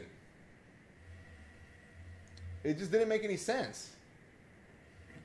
I think that where they fucked up is they didn't know how to do the payoff. They didn't know how to. Plus, the following week, we just go right back to Joseph Park. Like, it's right back to Joseph Park. But then you got Abyss is back, you know, when he, you know, bleeding all stupid. And he's holding it. Abyss is back. How do we know Abyss is back? All he did was just fucking do the black hole slam a couple times, which he's been doing forever. Yeah. So what is it that brings him? Why are we saying that Abyss is back? He didn't do anything different. You know, so, you know, then I can understand why they would go into bringing Joseph Park back the next week. But why mark out for Abyss when there was no Abyss? It just didn't make sense. Like, the commentary on that didn't make any sense. Honestly, I just don't give a shit about TNA anymore. It's just like, I hate how they pre-scheduled everything. They filmed a block of shit I just don't have any interest. Because, like, oh, Dixie's tweeting this bullshit. Oh, my God, I'm going to really show what AJ Styles is about. Like, dude, AJ's gone. AJ's in Ring of Honor. Like, I can't buy into it because I know what's going to happen. AJ's not going to win. Did you see the segment when AJ Styles came back? Yeah, why is Dixie talking? Yo, her talking fucked up the whole... Ruined it all. It ruined the whole segment. Bitch, shut the fuck up and let it get some heat. Like, you're talking over the heat. Bitch, shut up for a second and let the crowd soak this shit in. Right. Every time, like, they deliver a line and you got to give that pause so that the crowd can react, this bitch, no, get him out. Like, shut. Killed it. She killed it. She killed the heat. Up. She killed it. like you're too busy being a fucking mark Right. that you don't even know how to fucking let the shit build itself. I think that AJ and Magnus did the best work that they've done in a long time as far as delivery. Magnus is a dope heel. I think Magnus needs to hold that belt for a very, very long time, where it ends up he has to turn face with the belt. Like, The heel turn sucked. You know, the way they did it. They actually should have let it, give us a reason. They wanted it because of the UK tour. They wanted him to be a heel in the UK for some reason. I don't fucking understand TNA. But can we stop talking about TNA? Okay. Where are we going? CM Punk splitting up the Shield. Yeah, I saw that. And Roman Reigns teasing, like, kept looking at his wrist and laughing, like, it was all subtle. The match was kind of good. The match was good. I might have missed that. When did you do that? Roman Reigns was doing the little things as Rollins, like, kept pinning Punk and he kept kicking out. Roman Reigns kept smirking, kept looking at his wrist, as in saying, like, man, I would have finished this guy already. See, now, the match, I think I had, what day? All right, it was on a Monday. I probably had both kids at the time, so I wasn't able to completely focus on the match. Yeah. I was looking at, but I did, I like to watch wrestling. I like to sit there and be by myself so I could find the small shit. Mm-hmm. So stuff like that, I actually missed that. Mm. But his face when Rollins stepped up and said, "I'm going to be taking on CM Punk." Yo, his face. Roman, the fuck? So you saying you better than me, little motherfucker? Yeah. Like, he gave him the look like, I will fuck your bitch in front of your face. Right. All right, he probably didn't look at him like that. But you know what I mean? Like, he really sized him up real quick. He sized him up. He tried to pump the brakes. But the way that Rollins, like, talked it over, like, he really played that shit off nice. Yeah. Like, yo, I really just want to prove that I could do, like, I'm like, all right, good recovery there. But yeah, it's evident that they're gonna be splitting these guys up sooner than I wanted it. Very soon. I wish the split happened at Mania. I wish that they would have did it, like, had the Wyatts make them do the split. I'm also hearing that they might be bringing in Mason Ryan. Yeah, I don't want that because Mason Ryan is. I don't know what people see in Mason Ryan. I don't see anything in him, and that's just my opinion. I'm sure he's a great guy. I just don't see how being another member of the Shield would help. It seems like if they do that, it's kind of like saying to me, they're like, they don't think Rollins and Ambrose can be top guys. True. That's what it's saying to me. True. I had pitched this question to the Solid Monster. I sent it to him last night. So I didn't watch the show yet or his podcast yet. But let me know what you think of this. Okay. Completely random. Okay. Batista returns, he goes through his feuds. Now, he wants to be on a full-time schedule. Or he wants to, which I like. For who knows how long. I think maybe 6 months. He's got maybe nothing to do. He'll probably go to the end of SummerSlam or something. You know what I mean? There's going to be that point where, like you said, he's not going to have much to do. So what do you think of them putting Ryback and or Mason Ryan under Batista's wing? Like, Batista takes them under the wing. Do you think that could help them? No, because Batista's not I don't think Batista's a strong enough mouthpiece for that. Not necessarily a mouthpiece, but just like you're saying what Kurt Angle did with Shelton Benjamin and shit. Yeah. Perfect. Okay, Perfect. I can get with that, but Mason Ryan is like a carbon copy of Batista. That's the only reason why I mentioned him. And I think he would need a complete repackage. He couldn't be called Mason Ryan. You would repackage both of these guys. As with Ryback, he can't be repackaged anymore. No, his name is going to stay the same. I mean, but he could just be like, all right. Oh, you know what? Let me stop you right there. I forgot. Thank you for reminding me what I wanted to say. When I was in Ecuador, who do you think are the two most over guys in Ecuador, in South America in general? Like, to the Latin community, who do you think are the top 2 stars? All right, let me think. I thought it would be Rey Mysterio. I thought maybe Alberto Del Rio. No. They don't know who they are, do they? They don't care for them. All right, let me think. Give me... Have they been in the company for a while? Or are they relatively new? What? Well, they're known. They're active. All right. They're known. They're active. Okay. Give me. Fuck, man. You just threw a fucking toaster oven at my fucking dome. Give me. No fucking way. All right. Let me throw the first one out there so you can just say no to me real quick. Mm-hmm. John Cena. Yes. Holy shit. So is it Cena and Punk? John Cena and Ryback is super popular in Latin America. Ryback? Ryback is adored. Now, do they like Ryback or Dick Ryback? No, they like the face Ryback. They like the face Ryback before they fucked them all up. So they like Feed Me More. They like Feed Me More a lot. They didn't like the big guy. They didn't like the big guy. No, they like Feed Me More, though. They're big fans of bigger guys like Mark Henry and Ryback and those kind of guys. They're fans of big monsters. They wasn't fans of the vest and the beanie. They still like Ryback, man. A lot of those, they love Ryback. I don't know what it is. Did you do the Ryback walk for him? No, I did not. But that's what was leading to your Ryback story. I mean, with Ryback, do you think they could turn him face and he have some redeeming value? And have you noticed that Christopher Daniels' ass is in the screen? Oh yeah, I see his asshole. Okay. I see it piercing right through his pants. Why is he even got the leg hiked up for you? Yeah, he's out of control right now. He oversold that.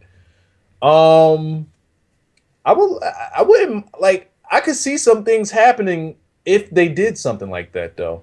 Yeah, really could see something happening if they did. I think it would work well for both of those guys. Plus, Batista won't have shit else to do. Why the hell not? Yeah. Those guys are, well, not Mason Ryan as much because we don't know what the fuck is a Mason Ryan. But with Ryback, it could just be that restart that he needs. Like right now, Ryback needs a reset button. Ryback has had a couple reset buttons, man. Ryback has had some fuck up moments. You know, sticking him with Paul Heyman, I didn't see the point in that. Especially at that. Actually, anytime Ryback gets something going for himself, they do something dumb to fuck it up. Yep. Sticking him with Punk while he's hot. What the fuck you do that for? Then randomly turning him heel just so that Cena can have a match. What the fuck you doing that for at that time? Then you fucking stick him with Paul Heyman when he's just starting to get the bully act over. Why the fuck do they keep derailing this guy? As soon as he starts getting something over, they fucking stick him with something else. Like, stop for a fucking minute. And he probably only has himself to blame because he's a big guy. If he wasn't a big guy, they wouldn't put him in these situations. Do you think that his heat, like backstage with some things and the way he conducts himself sometimes in interviews has an effect on that? Yes and no. Yes, for obvious reasons, but no, because why the fuck are they sticking him with these things that could possibly get him over and then pull a carpet on it? That's the part, like, why even tread the water? You know, like, just fucking bury a guy if you want to bury him. Don't fucking give him something that could potentially get over. People start getting behind it, and then, you know, you just change gears on them. Right. Doesn't make sense to me. Right. But yeah, that's what I would do with those two guys. Mason Ryan, just because he looks like Batista, and he would need something. If he doesn't, I think Batista might be his only way in which he could be anything on the main roster. Yeah. That's his only way. Man, that's tough. Let's see. What else did we want to? Let me just knock this out real quick. Go for it. Old School Raw is tomorrow. All right. As we all know, the Nature Boy Ric Flair is going to be there. Surprised the hell out of me. Here's my thing here. If I'm Dolph Ziggler, I'm running to creative, and I'm saying, put me and Rick together. Because that's the only thing that can get Dolph Ziggler credibility now. I think. They've made Dolph Ziggler to the point where he's actually forgettable. Exactly. Like, he needs Ric Flair, and Dolph Ziggler needs to hit super kicks on people. Like, if I'm in the kitchen, you know, I'm cooking or I'm doing something, and I'm looking at my tweets during Raw, and they say, a Ziggler versus whoever match is coming up next. I don't even try to go back to my room now. I don't even try. I just stay in there. All right, Ziggler got a match with me. Stay in here and keep cooking. Because he loses every week. Like, he's become like lower mid card to me. Like he just doesn't matter. Is he anymore. lower on the card than Kofi Kingston? I think so. Wow. I think Is so. he lower than Fandango? It looks like. Speaking of Fandango, I think that they might be trying to give Fandango another shot. Reasons being the 2 wins against Ziggler, and then such a good match with him and Big E. Did you see that match? Yes. Damn good match. Very So good many. match. And it made both of those guys look like $1 million. It gave Big E that John Cena effect. I'd like to know who was the agent for that match, because that was a really well put together match. It was fucking wrestling. Yeah. You know, you gotta work a body part, stick with it, and it was old school for Fandango. Yeah. Stick with something. Don't start getting all extra. You got him down on something, work on that shit. And that's exactly what he did. I loved it. I think Ric Flair and Dolph Ziggler, that's the only pairing that makes sense. You could probably do Ziggler versus The Miz, and then you have Flair come out and everyone's thinking he's going to help The Miz again because they have that bullshit get together. Fucking Ric Flair, dirtiest player of the game. Dolph Ziggler, sweet chin music to the fucking head, ball game. That's what I would do. That's just me. They should have did Flair and The Miz so long. I mean, oh my God, I just said The Miz. They should have did Flair and Ziggler so long ago. They wasted it on the fucking Miz. Like, please tell me that their hard on for The Miz is over. I think it's over. It's over. I think it was over when Stephanie came out and buried his ass. When was the last? The Miz now, his segment is on Main Event. Okay, that should just say it all right there. So yeah, once Stephanie came out and buried him, I think that was the end. yeah, I think it's over for the Miz. Is anywhere? Well, he's not going to be anywhere near the title picture anymore at all. So he's just at the most he's a transition champion. His face. You don't like his face. We're in a brand new year. Okay. Who do you dislike more, the Miz or Trent Richardson? Oh.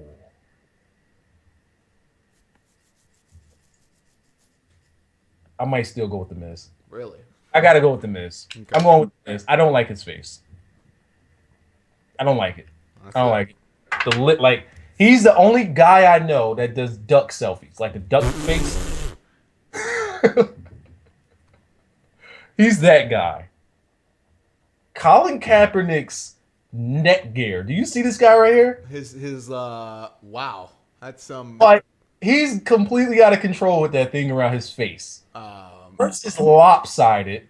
He's doing a Curtis Axel. What else are we supposed to talk about on the show? Anything else people want us to discuss? I think we covered pretty much. We covered everything that mattered. We cover everything that mattered. Let me get into my convalescent. What is it? Do you watch Grantland at all or no? No, I don't. But you did have a 12 for us. Yeah, Jalen Rose and Bill Simmons. Do you watch Max and Marcellus, or do you listen to Max and Marcellus at all? No. Oh well, we're like the wrestling version of that.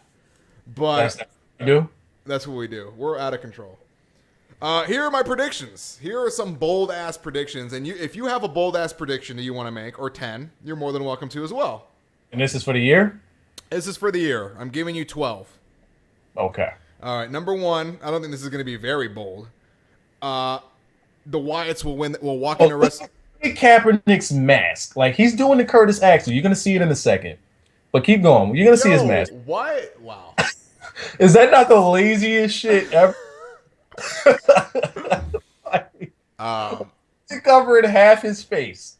Like, what is he doing? All right, go. He got the Bray Wyatt. The Wyatt family will walk into WrestleMania with the tag team titles. That's my first one. Okay. Rob Van Dam will return at the Royal Rumble along with Sheamus. There will be a NXT debut at the Royal Rumble as well. And I expect one more return at the Rumble. I'm just not sure who it is yet. It's a bold prediction, so you got to predict it. Man, I'm going to... Chris Jericho is kind of a gimme. So then I want to do a bold-ass one. Fuck. No. I'm just going to stick with Jericho, RVD. I'll just say Jericho, RVD, and Sheamus. That'll be your 3 returns. And Goldberg. Nah. Okay.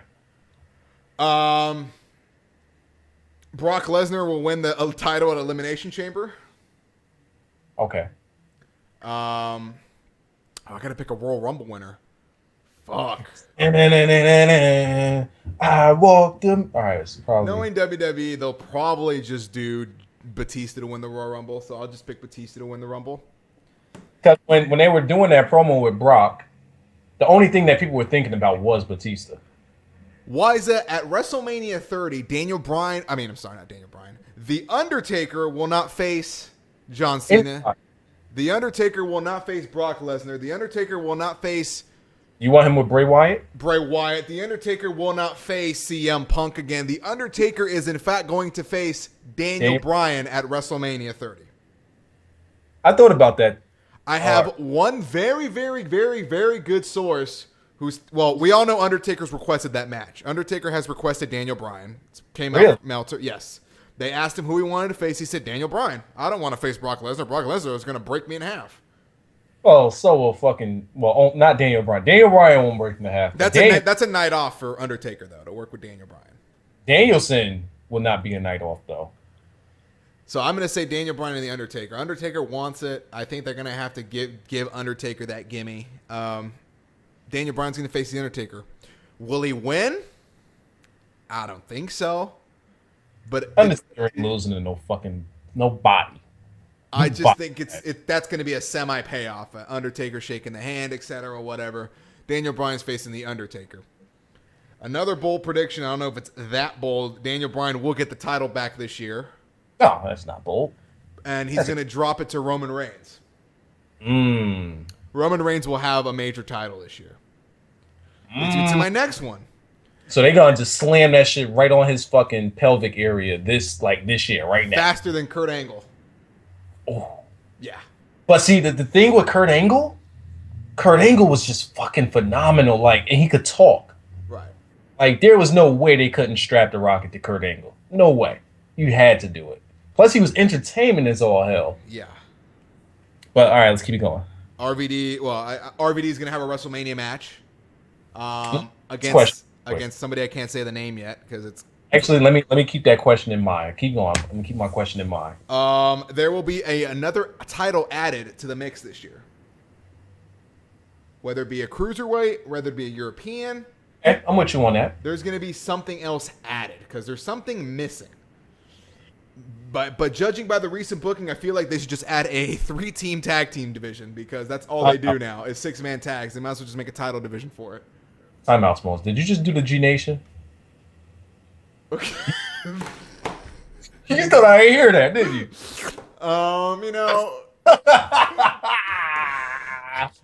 That's officially what it's called. That's officially what it's called. It's called the G Nation. You just did the G Nation right now. I'm not gonna say what it is. Some people know. Sami Zayn will debut this year along with Adrian Neville and Bo Dallas. So you got all three of them. All three will be coming up for sure this year, and they might be coming up sooner than you think. I think Bo Dallas will stay, but hey, no, he's gonna drop the strap to Leo Kruger probably. I like me some Leo Kruger though. All right, do you like him now that he's been, changing the gimmick? I wish they would have had no. I want the Leo Kruger from a couple months ago, and he joins the Shield over Mason Ryan. That's way better.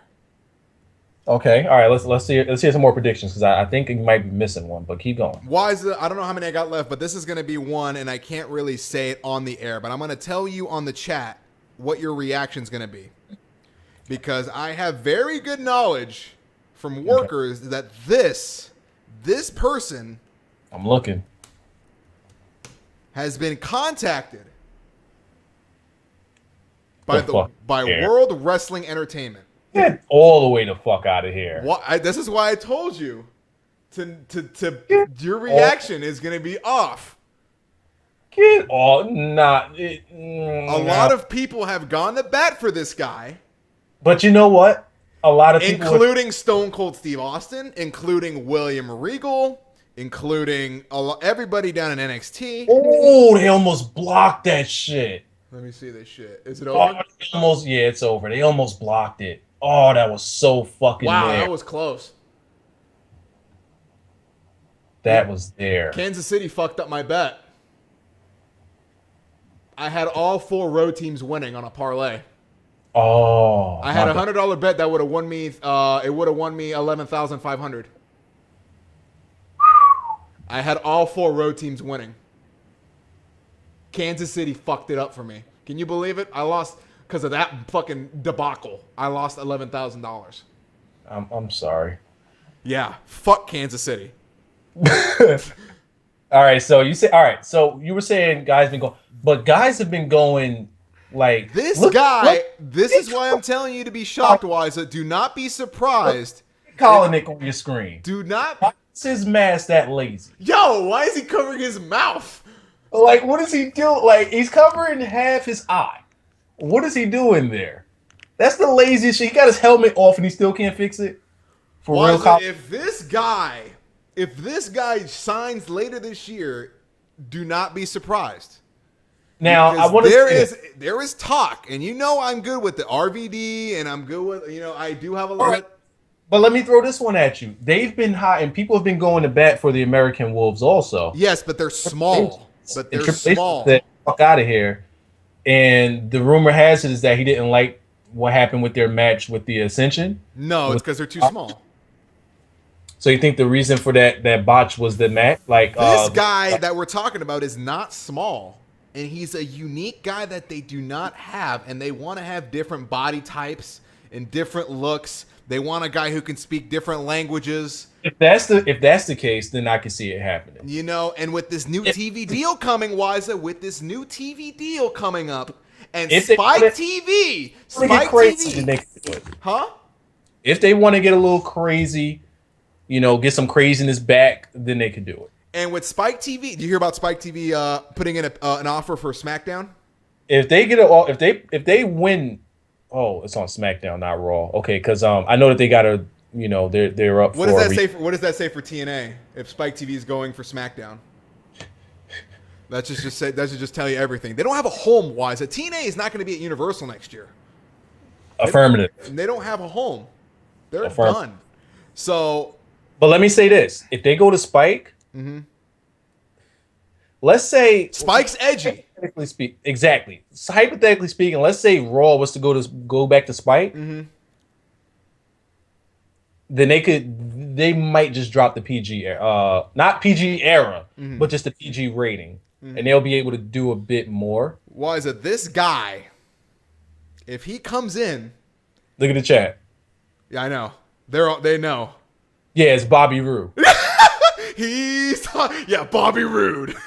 Bobby Roode. No, but this guy, it's because Wisa would have never thought of this. This is when I heard it, I said, "There's no fucking way." So you had the same reaction. And they're like, "No, the guys down there, they know of his work.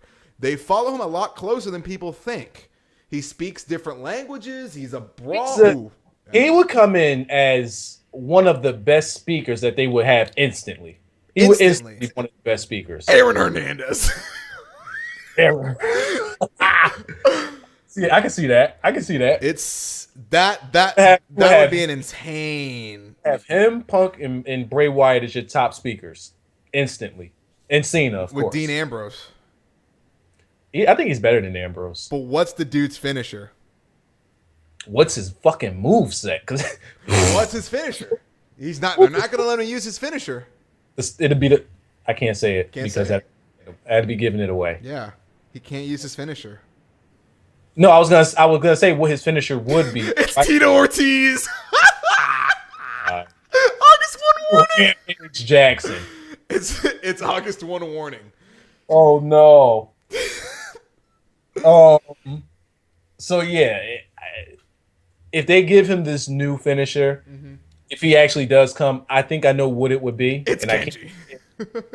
Kenji's there. He's hovering. He's working on the gimmick.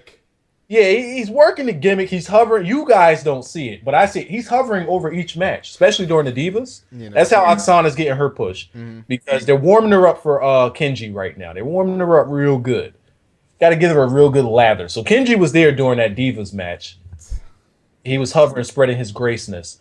But if this guy came in, he would Sheamus would be no more because Sheamus would not even be considered a brawler. I would like to see those two in the match. Wisa, that would be his finisher. Yep. It has to be. Why I can't say it. It has to be. It has to be. There's no way. He has to use it. Yep. That and only that. That and only that. And just have The Rock come in. Yo, but who could sell it like that? Sami Zayn? Oh, God. All right. So were you out of bold predictions? No. My next one is the commentary is the number one issue with WWE. Uh-oh. Jerry Lawler will not. Jerry Lawler will be removed from the broadcasting booth. Uh-huh. And either Tensai or Colt Cabana will be assigned to the commentary.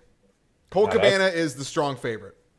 That's a bold prediction. Has Triple H actually gotten back to him for once? Oh, he's been going to Florida every week. Oh, okay. Mm-hmm. He was just there. He was just there. He did an Art of Wrestling with Matt Morgan. He was just there. Anytime you go on an Austin show, WWE is listening. That's pretty much what it's become. Anytime you go on on an Austin show, WWE is listening, and they're gonna come to you and say, "My bad, I forgot." You right. So this guy, I really hope. Well, I'm stuck on that guy. It's Curry Man and Shark. Yeah, Curry Man is coming back. Curry Man is going. Another. Want to hear a crazier bold prediction? The reason they unified the titles is because TNA is going to be bought out, and they're going to use the TNA World Title for a minute. Now that's a fucking crazy bold prediction, but you might be on the wrong year. But I'll roll with it. Yeah. And TNA will be done by they won't. TNA will not see 2015. TNA will be done during the sweeps. And if Spike gets SmackDown, later. I'm done. What? The guy that's going to be coming to the WWE is no other than Tubby Emu. Tubby Emu, the big bad brawler from the independent scene who speaks multiple languages. It has a ridiculous finisher. Imagine Tubby doing that finisher. Tubby's finisher is doing a Canadian destroyer on Gold. Tubby Emu's finisher is the rear view, but like he gets up like Hulk Hogan, so you got to get low for him. Oh, Tubby doing the rear view. Oh, that was a pretty good one in the comment section. All right, what else you got? That's pretty much what I have. I'm waiting to make sure that you don't got any honorable mentions. You know, I try to speak. You know I try to say what I hear from the pipelines. You know what I mean? Okay. All right, so give me a bold prediction. Give me a bolder one. There's fucking ooh. I'm trying to think about something that because all I'm telling you is what I hear like from the Sanjay Dutt. No. I think TNA will suffice to WWE. I think TNA will. Don't be surprised if TNA's filmings next year are done from an old WWE arena, like in Tampa or something. Don't not be surprised. TNA would probably do better. It's the black dude from Bound for Glory. The random black guy. The random black guy. All right. But TNA should probably fuck with the Hammerstein Ballroom. Nah, they can't because ROH is there sometimes. No, they frown on the Hammerstein Ballroom because they say it's too independent. Who the fuck do they think they are? Did you see how many people were at their TNA Genesis pay-per-view? 50. What? 50. Let me see if I can find the picture. Hold up. Are you what? Oh, they already had the pay-per-view, right? Oh yeah, you know they filmed a shitload in advance. How the fuck? Why would you pre-fucking... Oh, God. Why would you... That doesn't make any sense because you're not advertising this shit. So how would people know to come... Oh, my fucking God. I understand you want to save money, TNA. I understand. I get it. But how could you have your Genesis or pay-per-view... Now, it's not even going to be pay-per-view because it's pre-taped. Oh, I'm sorry. The TNA Genesis show... had 970 fans. My bad, guys. 970. I don't want to piss off like the people. You would have pissed me all the way off. I could draw more than 50 people. Why is it PWG draws more than TNA? Oh, God. Those are actual facts. Like, I'm not making that up. That's actually released numbers from TNA. Like, they released them, like, applauding themselves. So basically, they can't even fill the Hammerstein Ballroom. No, I think ROH has more of a draw than. So they won't go. I'll put the picture on the screen. I'll put a picture on the screen so you can actually like do the Hammerstein because they think it has an Indies feel.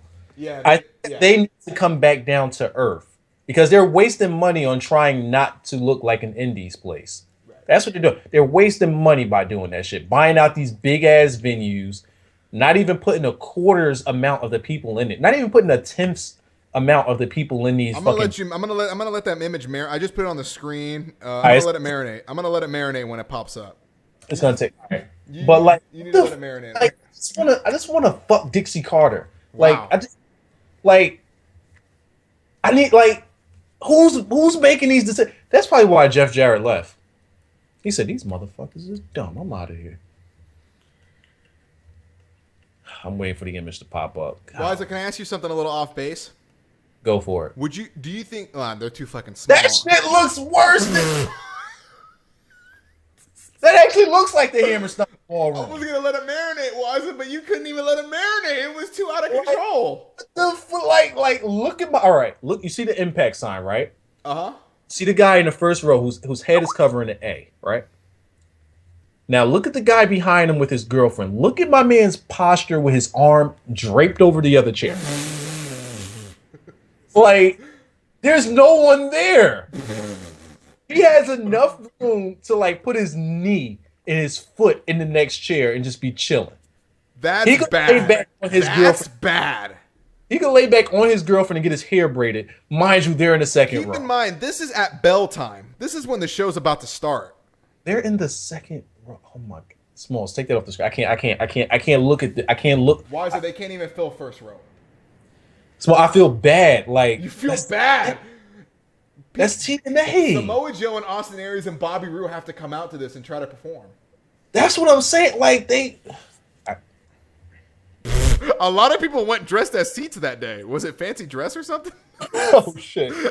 That looks like a church. It does. Oh my God. Oh my goodness. No way.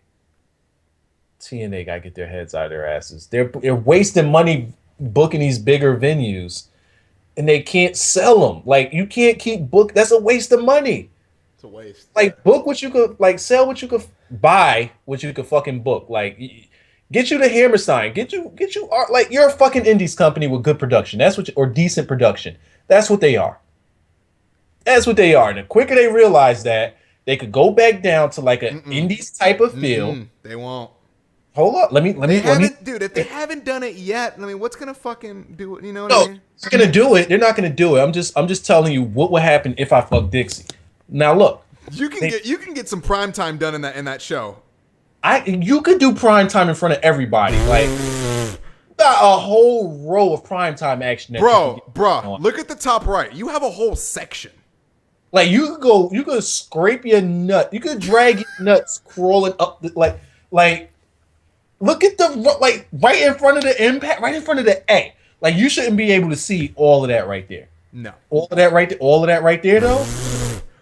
All of that right there, though? Where's the interest? Like, that's an indie show right there. Smalls. That looks like an indie show. Like, they got a curtain. Now, Wyatt, do you think there's 970 people in that picture? Absolutely not. Exactly. That looks like about maybe 300, 400 tops. And that's including the upper deck. And you know what? The guys, the people, they come. The wrestlers come out of that black curtain in the corner. They don't come out on the other side. This is an indie setup. Get a smaller fucking space. Mike Nugget draws more than TNA. I'm done. Somebody said that? Yeah. Who wrote that here? Was the Mike Nugget? King Kaz 15 wrote Mike Nugget draws more than TNA. I see it. Mike Nugget.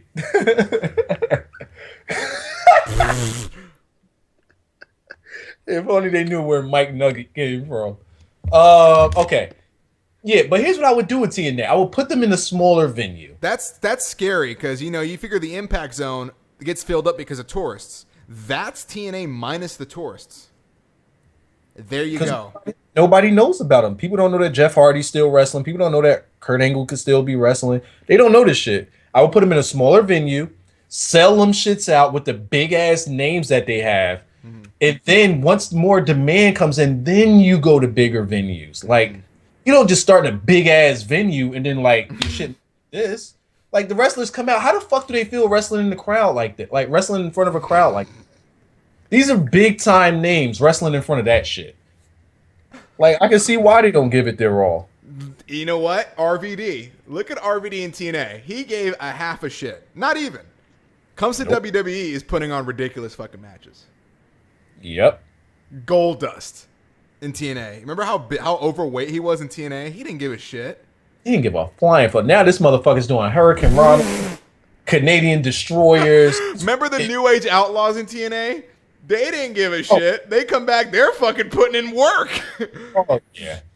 Like, this is Andrew T with the quote of the night. What is a fan doing in the impact zone? Oh, there's a fan? Oh my gosh. I'm legit looking for a fan. Because if they have fans and not like central air, then I have a problem. I know he meant like a fan like a person, but I'm looking for a fan now. Like, you got me fucked up. Why is there that one random camera up in the air for the air angle? You don't need that in that venue. Where's the camera? I don't even see it. Top, sort of, kind of to the right. That's not a camera. Yeah, it is. Look at the ropes. I mean, look at the wires. Oh my god, it is a camera. Why is there a camera there? Oh, you know why? Because it's a TV taping. How the fuck are they gonna mask this, dude? I gotta see this shit on TV. How are they gonna make this look good? Like, they can't even tarp off anything. No. Wow. And it looks like it's an Indies play. It looks like the Hammerstein, just a bigger Hammerstein. Actually, they tarped off the right side of the picture. Yep, they did. The very right side is tarped off. Yep. Fuckers. Well, that's how we. That's pretty much. That's pretty much the ending of there. But do you have anything? I think if we wrestled there, we could get over. If we worked, we could get in that crowd. We could get over. I mean, I would do the suck my dick thing. I would do it. Can Wiza work though? Can Wiza work? Full shoot. Can Wiza? Full shoot. Great. I'll take a bump. Give me a bump. I'll take a bump. Wiza, do you have anything crazy you think is going to happen this year, or I have another segment we can? One thing I wanted to say that you was missing out on. You didn't give me anything with Cesaro. He turns babyface. Well, yeah, but right now the only reason why it's hard, man. There's not enough. There's not a world heavyweight. That's why I'm waiting for another title to come out, because Big E's going to hold that title for a long time. Yeah, but you were making bold predictions, so you're just throwing it out there. I think Big E drops the title at SummerSlam, but who's a heel that could take it off of him? I don't know any of them yet. I want Big E to have a fucking year-long run with that shit. With that shit? Just with that shit. And I think that the reason why they haven't pulled the trigger on Cesaro yet is because they're still trying to get the tag team division over. Right. And the people are really hot for the real Americans. That's probably the only reason why they haven't pulled the trigger on them yet. Well, here's the thing. I mean, the way the tag team division gets relevant is you bring up a cool fucking group. Like the Shield, they made it relevant. Now the Shield can kind of do their thing because the Wyatts are going to take control of that. And once the Wyatts kind of phase out, then you can bring up another tag team like the Ascension or somebody hot. I want to say the Ascension is hot, but you can bring up another team to carry it. The Usos are going to be there no matter what. The Usos are fire. Can you finally admit that the Usos are fire? Nope. I think they're fire. They bring the heat. I think they're pretty good. They're the heaters. They come in, they do the kicks, they fly in the air. They're the heaters. They're good. They're good. And then they get clothesline from hell from fucking Luke Harper, and then he puts his hand dead ass in his mouth. There's two things I would change about the Usos. Two simple things. One, the face paint, they need to match them on his sides. Like, if one got it on the right, the other one needs to have it. They used to do that. And somebody told them just to match it up. I don't like that. I liked it when it was on opposite sides. You like it on opposite sides? I like it like somebody has it on the right side and the other one has it on the left side. Well, let me get to the next thing that I would change about them, and I'll tell you why I want it on the same side. The next thing that I would want, and you know what? All right, I got even more to say on that one now. Not more, but I could get it. But the next thing I would change about them, take off their boots. Just have them out there in their feet. You want them going barefoot like Rusev. I want them in their feet like the normal fucking Samoans. Give them their fucking feet, because that's what WWE did with Samoans. You let them kick the shit out of people with their fucking foot. Yeah, but they won't let them go barefoot because they do high flying stuff. I mean, the Wild Samoans were high flying also, and you also had Fatu. He'd go off the rope. Bryan dying on Family Guy drew more than TNA. It did way more. Yeah. Yeah, I would take their fucking shoes off. That'd be all right. That's Alexander Rusev's gimmick, so they're probably not going to do that. Now, going to the face paint. Yeah. I can see why you would say you like the opposite sides. Mm-hmm. You go with the opposite sides because they're faces. Mm-hmm. You go with the same side when they're heels. Okay. That way you could do like the switch-ins and the heel, because they're you work them as twins. So you got the face paint on the same side. You can't tell when they're fucking changing guys, getting a fresh guy in there. Mm-hmm. But you can't really do it as a face. So it'd be just one of them small things that fans won't necessarily pick up on until they actually are heels. Then they might say, "Hold on." I don't think the Usos will ever be heels. Yeah, they probably won't. They don't need to be. Hey, who knows what the future will hold? But they gotta be barefoot. I gotta see barefoot Samoans. Would you be okay if they just taped up their feet? Yeah, that's what they all did. They had barefoot and they tape up their ankles. Okay. That's how they used to do it. They probably won't do it just because it's too much of a hazard for their because all they're high flying. But I see what you're doing there. I get it. I get it. It's tradition with them. I get it. I get it. Tradition. And they probably would be barefoot if they weren't high flyers. It makes sense though. I see what you're doing. Shit, all them Samoans that weren't like completely oversized flew. The Rock was never barefoot. The Rock didn't really classify himself as Samoan when he was wrestling. Yeah. He was just Rock. He was just The Rock. All right. Anything else you want to cover before we go off the air? Yeah, there was one more thing I wanted to say. Go for it. Kurt Angle. This is a question for you. Okay. If Kurt Angle doesn't leave WWE, is he the face of WWE today? Minus the fucking, he's had more years in TNA than WWE. Yeah, I know that. But he'll always be known as a WWE guy. Yep. No matter what. His run, dude, when he came out, like, fuck, dude, that guy was a bat out of hell. Nobody shot up that fucking fast. He was faster than Bork. Yeah. Mm-hmm. Yeah. I honestly think that if he stayed in WWE, he would be the face over John Cena. Yeah, because he naturally had more stuff going for him. Well, his gimmick, his whole life, the Olympic hero, the broken fucking neck, like his whole story is great. I get it. I think that him leaving WWE and being in TNA for probably longer than he wanted to be. Yeah. I think that him doing this. I just think they pay him so well. They just pay him too well. I think that in the schedule, that could be another thing. True. Oh, maybe he did. Yeah, he did. He didn't like the schedule. I remember him on the Austin show. Mm-hmm. But I honestly think that he's an easy draw. Mm-hmm. Everything going for him. And I think that the reason why he's out of his fucking mind now is because he knows it. Is that he knows he could have been the fucking top of wrestling. He could have been top of wrestling fucking Mount Rushmore right now. Mm-hmm. And he fucked up. Because Cena has been there for the past 9, damn near 10 years. What was Kurt Angle's last WrestleMania match? Was it Brock Lesnar? Might have been. It was Brock Lesnar, I think. Might have been. Because they had 2 of them, right? No. Kurt Angle only faced Brock Lesnar once at Mania. All right, maybe it was a different pay-per-view then. Because it was the one where Brock, like, damn near broke his shit and put him on. That was WrestleMania. Okay. Didn't they have another one after that, or was that a different pay-per-view? Kurt Angle's 3-5 all time at WrestleMania. Wow. He did Years? He did 8 WrestleManias. He won 3 and lost 8.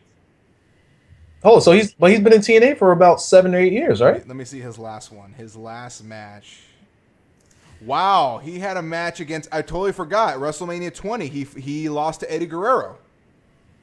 Oh yeah, That was a fucking hell of a match.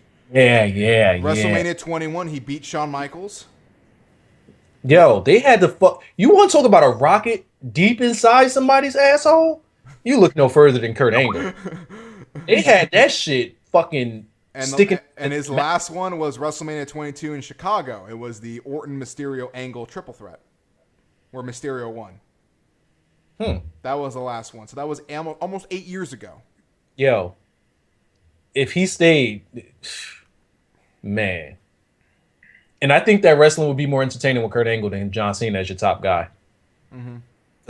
Like, Kurt Angle didn't mind doing different shticks. He was doing. Angle could not get away with what he was doing back then. Now, what, his comedy gimmick? I'm not a big fan of the black people. No, like his comedy act was pretty good. He could do it all, bro. Stuff with Austin, his comedy act with Austin, that was pretty good stuff. You know, he didn't mind being a clown. Is there a match, if let's say he came back for 31, is there a match that you want to be like, okay, this has got to happen? I would like to see him and Cena. I'm okay with that. Him and Cena. I would say him and Norton, but I would much rather see him and Cena. We've seen Angle and Orton though. I think that he will work like it was him and Cena would actually they could build a WrestleMania with just him and Cena today. Yeah. Today they could do that. Do you think not The Rock is too big of a star, but they could play it up like Kurt Angle like was just not wrestling for the past decade, just no sell TNA. He could. And they could fucking build that shit for like 3 months and it'll fucking sell like hotcakes. I'll tell you what, man, Kurt Angle could go. I'm about to tweet at Kurt Angle. At real Kurt Angle. I'm going at real Kurt Angle. I'm gonna find this motherfucker. Nah, he might get pissed. Yeah! He might get pissed because he knows. I think we've seen Kurt Angle and Brock enough. I wouldn't want to see that match again. I'd like to see maybe Kurt Angle and Daniel Bryan. They could put on a good match. I would see it. Yeah, it's already happened though, and Kurt Angle. But I like to see it as a top spot. No, no, I'm talking about WrestleMania match. It doesn't have to be Mania. No, you could do Bork and Angle at a SummerSlam, and everybody would be okay with it. Absolutely, or do it at a Survivor Series match. There you go. But WWE forgot that there's more than two A pay-per-views. This right here, all this tells me is that Kurt Angle actually still has some serious drawing power if put in the right situation. Yes. You put Kurt Angle in WWE, he said you could put Ziggler right up under that dude's wing. Yeah, but here you go. Now, let me go back to your original argument of bringing these old guys back just to have big matches. That's why I'm saying you put Ziggler right up under that guy's wing, not bury him or anything. Like put him under the wing, like the same way that Kurt brought in Shelton Benjamin and Charlie Haas. Okay. You put Ziggler in there. Would Kurt Angle have a match with an up-and-comer? Let's say a guy like, Adrian Neville, or a guy like Corey Graves. But here's the thing. That's what Kurt Angle does now. He wouldn't mind it. Yeah, he put over Bobby Roode. Putting over anybody. He had no problems giving Bobby Roode that whole fucking sequence. He gave Bobby Roode 3 straight wins. That's boss. Damn, I really want to tweet this shit. But you know why Kurt Angle is business first and Kurt Angle second? That's why. Kurt Angle is always thinking of the business. And it's funny because, like, growing up, this actually wasn't his business. It's so crazy how much he like adapted to it and tuck it in and all that. The thing that really made it is I think that wrestling in the Olympics, it doesn't really make you get that personal relationship with the fans. But wrestling in WWE and wrestling in pro wrestling, I don't know why they call it pro wrestling as opposed to amateur. I don't know. But, wrestling and pro wrestling, it gets you that much closer to your fans. I think that, he's that guy. He likes that interaction. Yeah. Damn, I wish he would go back. You like Kurt Angle a lot, huh? Just the thought of him being in WWE would be fucking... He's the only... Oh, I have one more bold prediction. I'm sorry, I forgot one more. All right. Hulk Hogan will be at WrestleMania 30. All right. And he will be. He will. I hope not. He's in a match. I hope he's not in a match. But he probably just. He should just be on the outside. Kurt Angle versus Antonio Cesaro. That's somebody. God damn! You want to talk about a match? Somebody just booked that in the chat. They just booked it. See, now that's something that Kurt Angle would get behind. They just booked it. Let's see. Yeah, I mean everybody's on the Claudio bandwagon, so I mean Claudio has to get some sort of push eventually. He's gonna get a. He's not gonna get a rocket in his asshole, but he's gonna get a push. He's gonna get a serious push. Yeah. Leave it. But yeah. Hogan, I think he'll be at Mania. Do I like it? Absolutely not. I just don't want to see him ever. What happens if it's just a run-in spot? If it's just like, like when he came out and did his shit. I can get with that. Not a match. Like, there's a little bullshit segment. He comes out, clears house, drops a leg. It's over with in 6 minutes. But he can't run out. Like, he would have to gingerly walk out doing his pointing. Yes, that's what he's going to do. He's going to gingerly walk out and point. Like, the ramp can't be too long, but WWE he's got to have a long ramp. What happens if Hulk Hogan turned the Real Americans face? What if... And Hulk Hogan came out with the Real Americans? Hogan comes out behind the Undertaker and sneak attacks him from the back. Like, he's the... That's the only way Hogan could get to the ring slow and people not notice it. He might challenge the Undertaker for the slowest walk to the ring. I mean, was that a long ass was that a Undertaker entrance? Yeah, that was a long ass. It actually it was long, but it actually didn't feel long. Probably because you just get so sucked into that. You get engulfed in that fucking entrance. That's why. It's like because you just like, oh my god, this shit is like there was no reason why we could feel that fire that far away. Yeah. And it was fucking freezing cold out there. You could still feel that fire. That was crazy. That was some warm it sucked into that fucking entrance, man. You could feel that Kane fire and that Undertaker fire. Like when I went back and looked at the fucking, because I recorded it. When I went back and looked at it, I'm like, this shit was like 3.5, 4 minutes. Shit seemed like a minute. Like that shit, like damn. You're just in awe of the entrance. That's it. Yep. Too bad they didn't have like pyro. Well, Undertaker wasn't a pyro guy. But I seen an entrance in I think it was New Japan. Well, one of them Japan wrestling things, where there's a guy that comes out and he has his I don't know if they're druids or whatever. They carry him out in a casket. Oh my god! I was gonna actually talk about that. The Prince Devitt fucking New Japan entrance. That was fucking crazy. Yeah. Now is that his usual entrance? No, he does a different entrance every time. Oh, that's his thing. He always comes out different. Okay, all right. So WWE was actually very interested in him. So that whole paint and everything over his body and face, that's not usual? No, he just felt like doing that. Oh, okay. I thought that was his gimmick. No. All right. Can you imagine him carrying the Undertaker out in a casket? Well, they probably won't do the crosses because of the PG thing, but with the crosses and everything... No, they did the crosses for the... Oh, no, they didn't do crosses. You're right. Like, the way that they got it for him, that shit looks creepy. Yeah, but in Japan, they don't give a shit. That was pretty good. I didn't like his walk, though. Yeah, but everything up until the walk was pretty badass. And their entrance ramp is like a mile long. Gee, he was walking for like 10 minutes. That's Japanese thing. That's a whole Japan thing. They got a serious-ass crowd in order for that ramp to be that long. And it's always been like that. I mean, I used to watch back when Great Muta was, in his fucking prime. Their ramps were long as shit. Yeah. Great Muta and Sting, oh, man. And Vader, oh, man, don't get me started on those fucking matches. But yeah, Japan was fucking great. I'm surprised they still got these long-ass ramps, and their drawing ability is crazy. I'm done. I talked about Kurt Angle. I'm surprised that I had that much to say about Kurt Angle. You had a lot built up for Kurt Angle. I think you just mentioned it, and shit just started coming to my head. Man.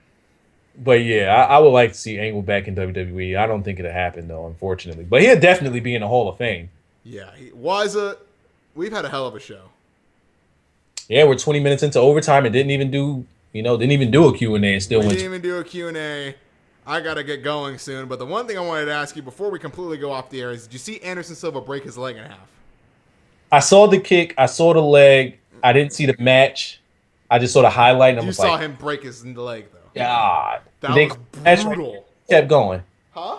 He kept going? No, he dropped.